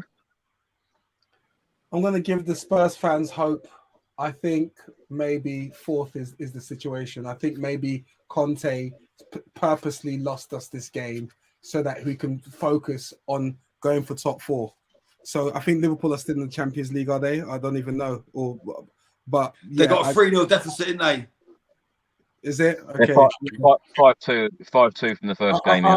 Listen, I need to fight for something. I need hope, because I'm just, let's go for 4th. I'll say 4th. Gary, what are you saying? Well, I'll say what I said last season, and I was wrong. So let's hope I'm wrong and Leo's right. Because last season I said we'd finish 5th, and we did miraculously finish 4th. So it is possible. But at this precise moment, I'm thinking we're going to finish 5th. Yeah, I think I'm going to go for 5th or 6th. Yeah. Comment on screen now. Liverpool have found form. Newcastle are still there. Top 4 is not looking easy in the slightest. Now, let's talk about Tottenham's next game, Nottingham Forest at the Tottenham Hotspur Stadium on Saturday. Now, we've already said Spurs are currently in the top 4. We have 45 points from 26 games. Liverpool on Saturday play in the early kickoff 12:30 away at Bournemouth. So if Liverpool win that game, they will go above us into the top 4. Spurs will drop down to 5th on goal difference. Now, Nottingham Forest, the opponent Saturday, are currently 14th. They have 26 points from 25 matches. They are 4 points above the relegation zone right now. Now, their last 6 results, they drew 2-2 against Everton. They lost 4-0 against West Ham, 1-1 against Manchester City. They lost 2-0 against Fulham. They beat Leeds 1-0 and they drew 1-1 with Bournemouth. So in their last 6 Premier League games, 1 win, 3 draws, 2 defeats. Craig, let's start with you on this one. Forest at home Saturday. What are you thinking? It's a must win, isn't it? It is a must win. We've said that the last 3 games. Yeah, we've said that the last 3 games. At the moment, it's so difficult to even see us scoring a goal, let alone winning. So it is really difficult after a loss like that. How are the players going to pick themselves up after that? They know that the pressure's just mounting on them and mounting on them and mounting on them. And look, it's going to be a tough game. Forest is never. There's no easy games of Premiership. It's cliche, but look, we've got to turn up. We've got to start picking up points. We've got to start scoring goals again. God forbid we lose that against Forest. I mean, I'm just going to say we're going to win it 2-1, but that's more out of hope than it's probably coming from the heart, not the head. If I'm brutally honest, it's more likely to be a draw. But I'm going to say 2-1 Tottenham. But we've got to start picking up points now and get back in the groove, or else the season is. Well, let's face it, the season is nearly done already, isn't it? So, but who knows? Who knows what's going to happen with Conte? What sort of penalty is Levy going to have to pay Conte if he sacks him? That's the other thing. Yeah. What is written in that contract. So does that come into play? We know, Craig, that's a very good point. We know that Daniel Levy and the board can be very ruthless. Sacking a fan's favourite, Maurizio Pochettino, and, dare I say it again, didn't spend a penny in 518 days, took us to a Champions League final, and then in the November got sacked. Jose Mourinho sacked 6 days before a final. Nuno sacked, only a couple of months after being appointed. We know that Daniel Levy and the board can make these decisions and get rid of managers. Do you think Conte will be in charge for the Forest game on Saturday? Do you know what, Chris? I just probably the first time I'm not going to give you a straight answer. I genuinely don't know. All I'll say is, if this had been Nuno tonight, if he'd been our manager, would you expect him to be managing Saturday? No, you'd have to say no. No. And the only thing that would keep Conte at the club is probably his name. If it had been anybody else, I think he'd have got rid of. Even if this had been Mourinho, I think he would have got rid of him. So who knows what Daniel Levy's going to do? He's not going to be very pleased tonight. You have to say. Look, who knows what conversations have been had behind closed doors? I'm still convinced it's going to be Poch coming back. If you believe after you read on Twitter and in the press that there's not everybody on the board wants to go back to Pochettino, but ultimately Daniel Levy will have the final say on that. And if Daniel Levy wants Poch, guess who he's going to get? So I think there'll be a boardroom meeting tomorrow. I think they'll probably make a decision whether to stick with Conte for the rest of the season or get rid of him, put Ryan Mason in charge till the end of the season. But then again, Poch is out of work. If they want to bring him in, what's stopping them bringing him in before the weekend? Personally, I think if they get rid of Conte this week and they bring Poch in, I think we win that game on Saturday because of that bounce, and it just brings everything, it makes the world feel a better place. But I don't know, Chris, in answer to your question. I just don't know what's going to be going on in Daniel Levy's head, to be honest with you. I mean, if any of you other guys think any different, what do you think? I think Conte will be there. I think he'll be there the weekend. Yeah. Yeah, I think he'll be there purely because he's just come back from an operation, so it's not morally it's not going to be right because it's like he's technically lost one game. And there's still that chance of top four, isn't there? Yeah, you see exactly. What I mean? Yeah. So I think he'll be there. We're expected to win on Saturday. But top four is so important, though, isn't it? Are they going to risk? Would Daniel Levy risk top four with the performances Conte's been putting in? You say he wasn't in it, but he's been picking the team, choosing the substitutions the last 3 games, and we haven't scored a goal. And we've lost them all. But Conte, we were in the worst situations last season, and Conte was able to pull it out the bag. So maybe he's got that in his locker to say, well, that's true. If there's someone that can do it, then it must be Conte. He's come back now from an operation. That's what I mean, though. Like Leo makes a good point there. Where's that team gone? I mean, when you think of last season. I'll tell you what that team was like. No, I'll tell you what that team completely the top four, and we got all them results together. Absolutely bossed Arsenal. Chris, we was at the stadium. That was amazing. But I'll tell you where off the park. I'll tell you Conte had more spark last season. Conte had more spark. I'll tell you where that team's gone. Bentancur is not playing. That's it. When Bentancur plays, we're a different team. When we went on that run, it was Bentancur, Kulusevski. Bentancur was the guy pulling the strings. Bentancur is who scores the goals when Kane scores. There's so many changes though. I just find that the players don't even have a smile on their face anymore. No. I feel that Conte is completely different. What do you think it is, Chris? Do you think it's the system? I think there are so many problems again, Leo, and this is why I feel so disappointed because we're going around in circles as a football club. We've got to have clear vision and a clear plan. Yeah, but we bought Conte, we bought Paratici. That's a plan. There's a plan in there. There's a plan. It's just that there is no plan because we don't even know whether he's going to be our manager next season. The club don't know whether he's going to be the manager next season. Antonio Conte himself doesn't even know whether he's going to manage the football club. That is no plan at all. There's not a plan now, but there was a plan. Leo, if you were running the business, you were Daniel Levy, wouldn't you pull in? Because I would be pulling Conte in tomorrow and saying, right, I'm not waiting till June. What do you want to do? Do you want to stay at this club? And if he can't give you an answer, say, I'm terribly sorry, Antonio. The club's bigger than you. Thank you very much. Here's your check. Now, they're on your bike. I don't care who you are. But do you not think that they had the discussion when they were signing you? Well, no, I don't think that would have been discussed because he had a year and a half contract or whatever it was, and then say, okay, we'll talk about it. They were supposed to talk about it during the World Cup. Apparently, those discussions took place, but he didn't want to commit. That raised a red flag for me because he could have signed then, because we weren't doing too badly, and now he won't even commit. We're in bloody March. We've got 2 months of the season left, and he says he's going to see out his contract. But then it's quite clear to me, and anybody else, man, it's a shambles. It's an absolute shambles. If I was Daniel Levy, I'd say, sorry, if you don't want to commit to us, we won't commit to you. See you later. Okay, sorry, so I don't if we care get top 4, do you think he'll commit at the end of the season? We qualify for Champions League. Do you think he'll commit? I don't think, Leo, you even give him a chance to commit if he won't commit now. If you want to be at the club, you commit through thick and thin, like dare I say it, Poch did. You stay, we're fans. We don't get a bloody choice in this. No, whether we're shit or good. Yeah, he's got a choice. He's got a choice. He can leave. We can't because we're stuck with Tottenham. And he's on 18 million a year.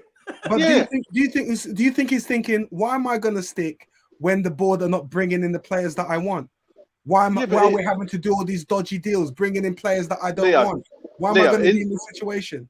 Leo, in January, Antonio Conte came out and said he was happy with our back three. Yeah, but he's going to say that. Any manager has to say that. No, he wouldn't. Not Conte. Not Conte. If he wanted something, he would say so you think Conte is going to say, I'm not happy with my squad? No, I think what he would have said is, I still think we're light at centre-back. I would like a centre-back. There's ways of saying it. But he clearly came out and said, I'm happy with my defence. He absolutely said that 100%. He's on record saying that. Yes, but listen, like we're both fans. Are you happy with Sanchez at back? Am I happy with him? No, but I'm not Conte. That's what I don't understand, Leo. Yeah, but it's politics. We know he has to say that, because if he doesn't say that, what message are you saying to his players? And there's no chance to change. The window's closed now. So now, a press conference, all the cameras are on me, all the players are watching. Oh, Conte, what do you think about your defense? Oh no, I think we're still shit. We still need more players. We're not going to do well. He has to now galvanize what he has. He has to at least say what I agree with you. I agree with you. Galvanize the team. I agree with you, but on other players, when he was asked, he mentioned the positions he wanted to strengthen in before the window, like right wing back. Yes, it doesn't matter. Yeah, but it doesn't matter. It was during the window. We still could have gone out and got centre backs, and he came out and said, "I think we're all right with centre backs." That's the way I see it. That's the way I see it. I just don't think he's committed enough. He's always felt to me, especially the last few months, like he's doing us a favour. Sorry, we're Tottenham Hotspur. You work for us. Though in fact, you work for the fans of the club, and you're not showing commitment. If you're not showing us commitment, do one, mate. I don't care who you are. I'm fed up with it. Absolutely fed up with it. If you don't, I'm sure he's a lovely fella, but you're earning £15 million a year. You're not committing to the club. You clearly don't want to commit to the club. If you want to go back to Italy and get somebody in who actually cares about the club, because we all care about it. We're all hurting. We want this club to succeed. And it's clear to me he doesn't want to know after June. See your contract out. Yeah, that's fine. Right. If you want to do that, for your peace of mind as a man, if you want to say, yeah, I'm going to honour my contract, that's fine. I totally respect that. But it doesn't work for the fans. If you don't want to commit beyond that date, we've got 13 cup finals essentially coming up to get us in the top 4. He's not the man to do it anymore for me. We need to change. I agree. And I'm sorry. I'm not having a go, Lee. I'm just saying my opinion, man. Honestly, you said your speech, and I 100% agree with you. I think you're absolutely right. I think it has now come to that. We're out of everything. It's now come to that. We won him round. We've gone on track off track here. Leo, give me your score prediction for the Forest game Saturday. Forest game, I'll say 3-0. We have to. We can't win 1-0. We have to win big. We have to win big. It's against Nottingham Forest. They're 14th. We now have to play. He's gonna have to make changes. I don't want to see Son starting. Son is not starting that game. He has to play someone like Danjuma or whatever. But we have to win tomorrow on Saturday in style. So I'm gonna say 3-0, and that's it. and don't want to talk about it. 3-0, I'm saying. Craig, Gary, what are you saying? I think it's going to be a boring 0-0 draw. Fuck off. I do. Fuck off, I mate. really do. After tonight, I think it will just. It's just. And I'm sorry, Chris, because I know you're going to be there, Chris. I'm not there on Saturday, but I think it's going to be a really, really, really bad performance. It can't be. And it's going to be 0-0. I do. Impossible. And they've not Spurs made me don't think draw. anything differently. Spurs don't draw. It's impossible. It's not going to happen. It's not going to happen. They will. We have to win. We have to win. There is. Listen. I mean, listen. we If don't you want me win, to go for a different Conte's gone. result, Leo, I'll say we'll lose. Leo, we had to win last week against Sheffield United. Yeah. We had to win. We had to win at the weekend against Wolves. We had to win tonight. Yeah, but Yeah, I hear, that's I hear why it's going to be 0-0 because we have to win, and we're going for And top Ser- 4. So that's why we and won't Serge win. Aurier. Why don't you say we lose then? So what happens if we lose? What Serge Aurier. Serge Aurier is back. Yeah. Serge Yeah. Aurier is gonna bang. I'm telling you, if we had Serge Aurier, we'll be a better team now. We have someone that can cross the ball in them flanks. I'm being serious. That's why we're playing shit. I can hear Anthony Costa saying, Serge Aurier's going to score. I can hear him saying Yeah, I it, can you hear know? him. Yeah. I'm going to say 2-1 Tottenham because I'm totally deluded.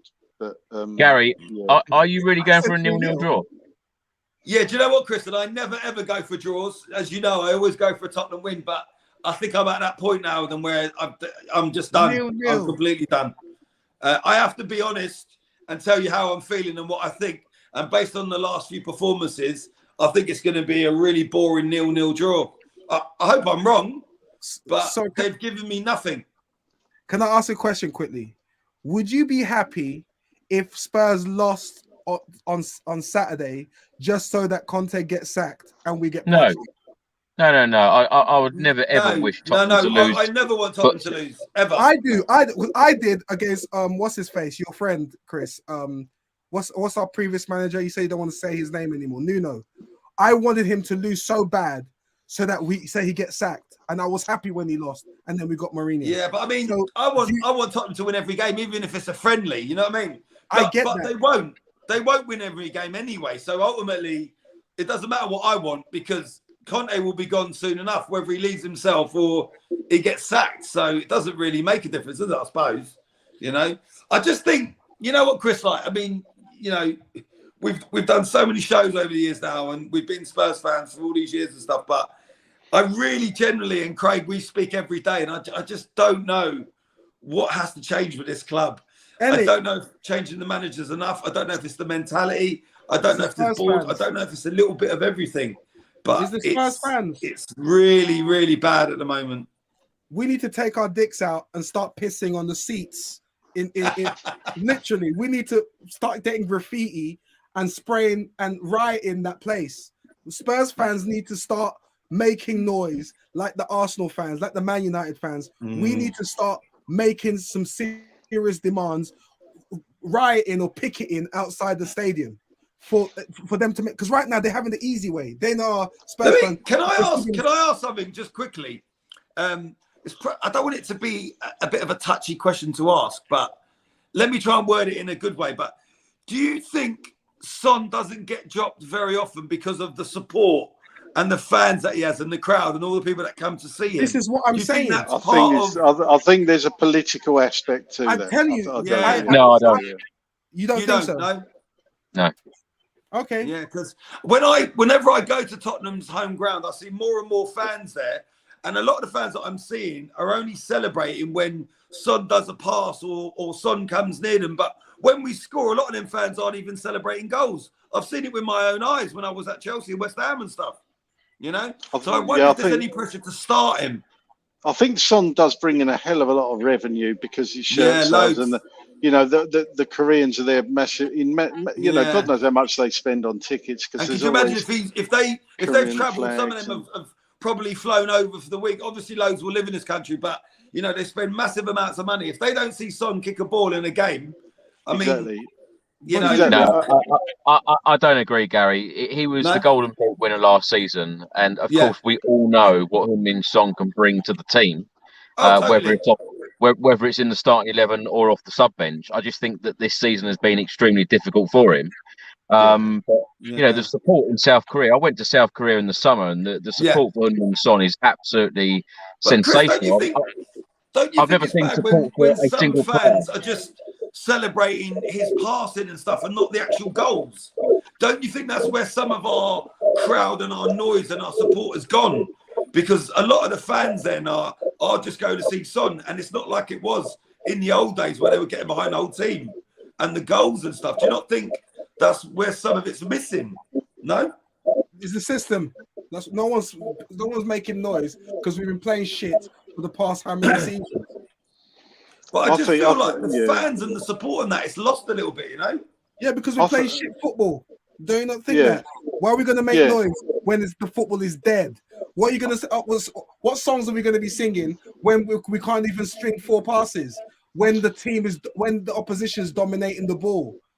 Well, what's motivating fans to make noise? Leo, I agree. I think. See, sometimes it works. A broken clock is right twice a day, isn't it? You know what I mean? It's going to work sometimes.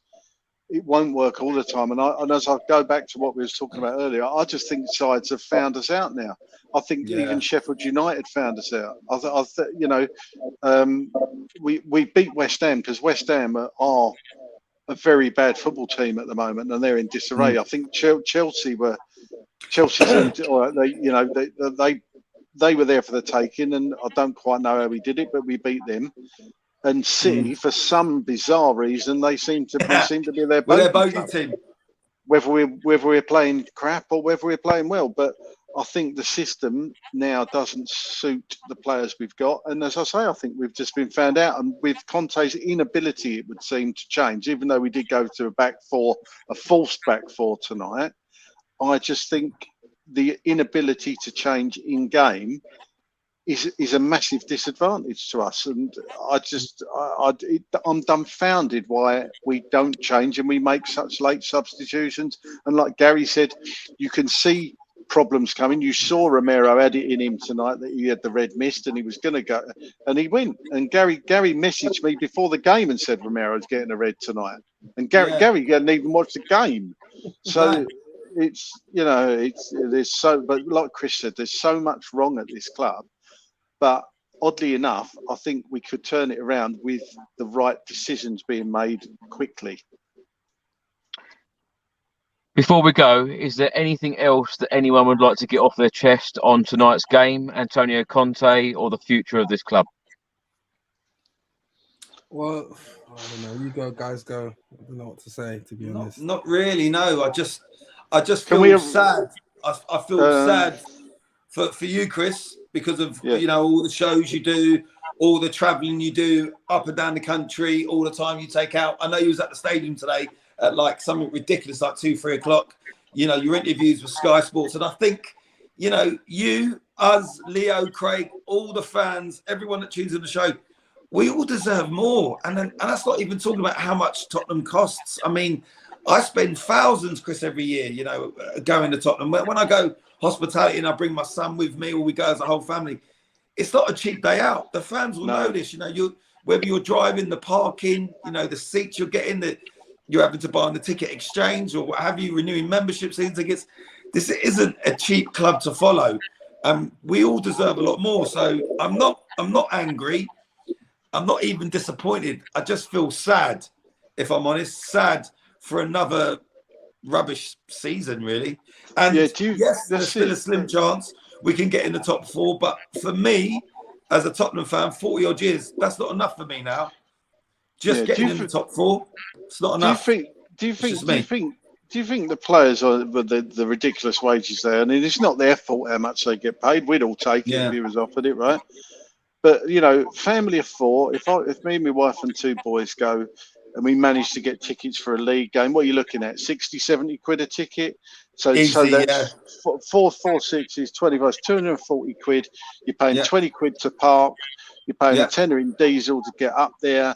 The kids want food. You might want a program. Drinks. You might want to go in the shop. You've done a hell of a lot of money, and you turn up in the pissing rain, and you watch that served that.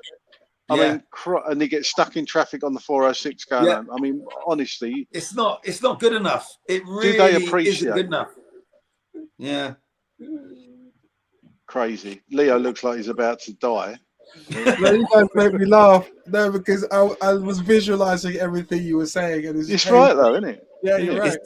Honestly, it's shocking, and that's not even going into all the the shirts that you buy, the subscriptions for Sky, or if you've got one of them dodgy sticks, you still got to buy that and do your yearly thing. There's all these things. So check this out. It isn't a cheap hobby in sport, and it isn't a cheap club to follow. I mean, I've got friends that are QPR fans, and they're in dire straits at the moment. But his season ticket is like 300 quid for the year. That's one game for me. Sometimes when I go hospitality, I'm paying more than that for one game. Right. So that just answers the question. Then, as a business, the Spurs board think, well, we don't have to spend money. Our fans are going to come in, win, lose or draw. They've been doing it for 17 years. And if we don't, then new fans will. Exactly. So, like I said, I need to bring the fans into the boardroom, and I need to say, listen, fans, you need to stop going to the games. You need to start rioting outside the new stadium. You need to start taking your dicks out and pissing on the new seats and just making all that noise. You need to start making noise like how Arsenal were making noise for there to be some sort of significant change that we want to see. Us coming and just talking and moaning. Yeah, but yourself, there's that's not going to happen because it's a curse. Of course not. And Karen, who's a school teacher, is not going to go and piss on the chair, is she? Let's be honest. Listen, she's not, is it? But what I mean. Of course. We need to do something as fans. It is very, very disappointing, disheartening, and you get angry and you get upset. But ultimately, at the end of it, you wake up tomorrow and you still support the club. But I did say to this Chris a few weeks back. I said to Chris, "That's me for the season now." I had an opportunity to go tonight. I didn't go. I could have gone last week. I didn't go. And that's how I get sometimes. And for me, I've got that flexibility. Chris doesn't. Chris is a season ticket holder, and it's his job and his livelihood. So he's got no choice. And that's why I feel bad for Chris and a lot of other season ticket holders. That's probably why part of me is held off becoming a season ticket holder, because some weeks and some weekends I'd rather choose work over Tottenham, because I'd rather go out and earn some money and perform than go and watch what I'm watching. Certainly this season, it's a real shame, and it's just we're not in a good place at the moment. I don't know what the answers are. I don't know if the answer is just to sack Conte or what, or we need to get rid of a lot of players. It's a difficult one. I really don't know. Well, Chris said that he was going to change the channel to a dating site for next season. He's gonna pack it in. It's so bad. I tell you, bro. I really do. You are an absolute legend. The work that you do, up and down, every day you put in the post. Your dedication to the Spurs is incredible. Sometimes I think to myself, Chris is on this thing. Fuck me. And yet you have to go and sit in the rain and watch that. I feel for you, man. It's painful for me. I have friends of mine invited me to Spurs games to sit, and this seat is literally what I think is behind Conte. Beautiful seats, but I don't even go because I'm like, I don't know if I'm gonna come home. The journey home is gonna be dreadful, having to wait. Yeah. And if I'm taking a car, it's long. It's gonna be long. If I'm taking a train, I have to take that whole journey all the way down to South London. I'd rather just stay at home. Try go to South Korea or France or Amsterdam, Chris, isn't it? This is what I'm saying. Imagine. So at least I'm at home. When we lose, I can quickly turn it off, go upstairs, Pornhub or something. I don't know what the answers are, guys. I mean, I don't know. How do you feel now on this? For me, for this season, I kind of feel just deflated, like I'm numb now. I feel like I've just kind of lost all hope, really. Like I said, Gary, is it going to be top four?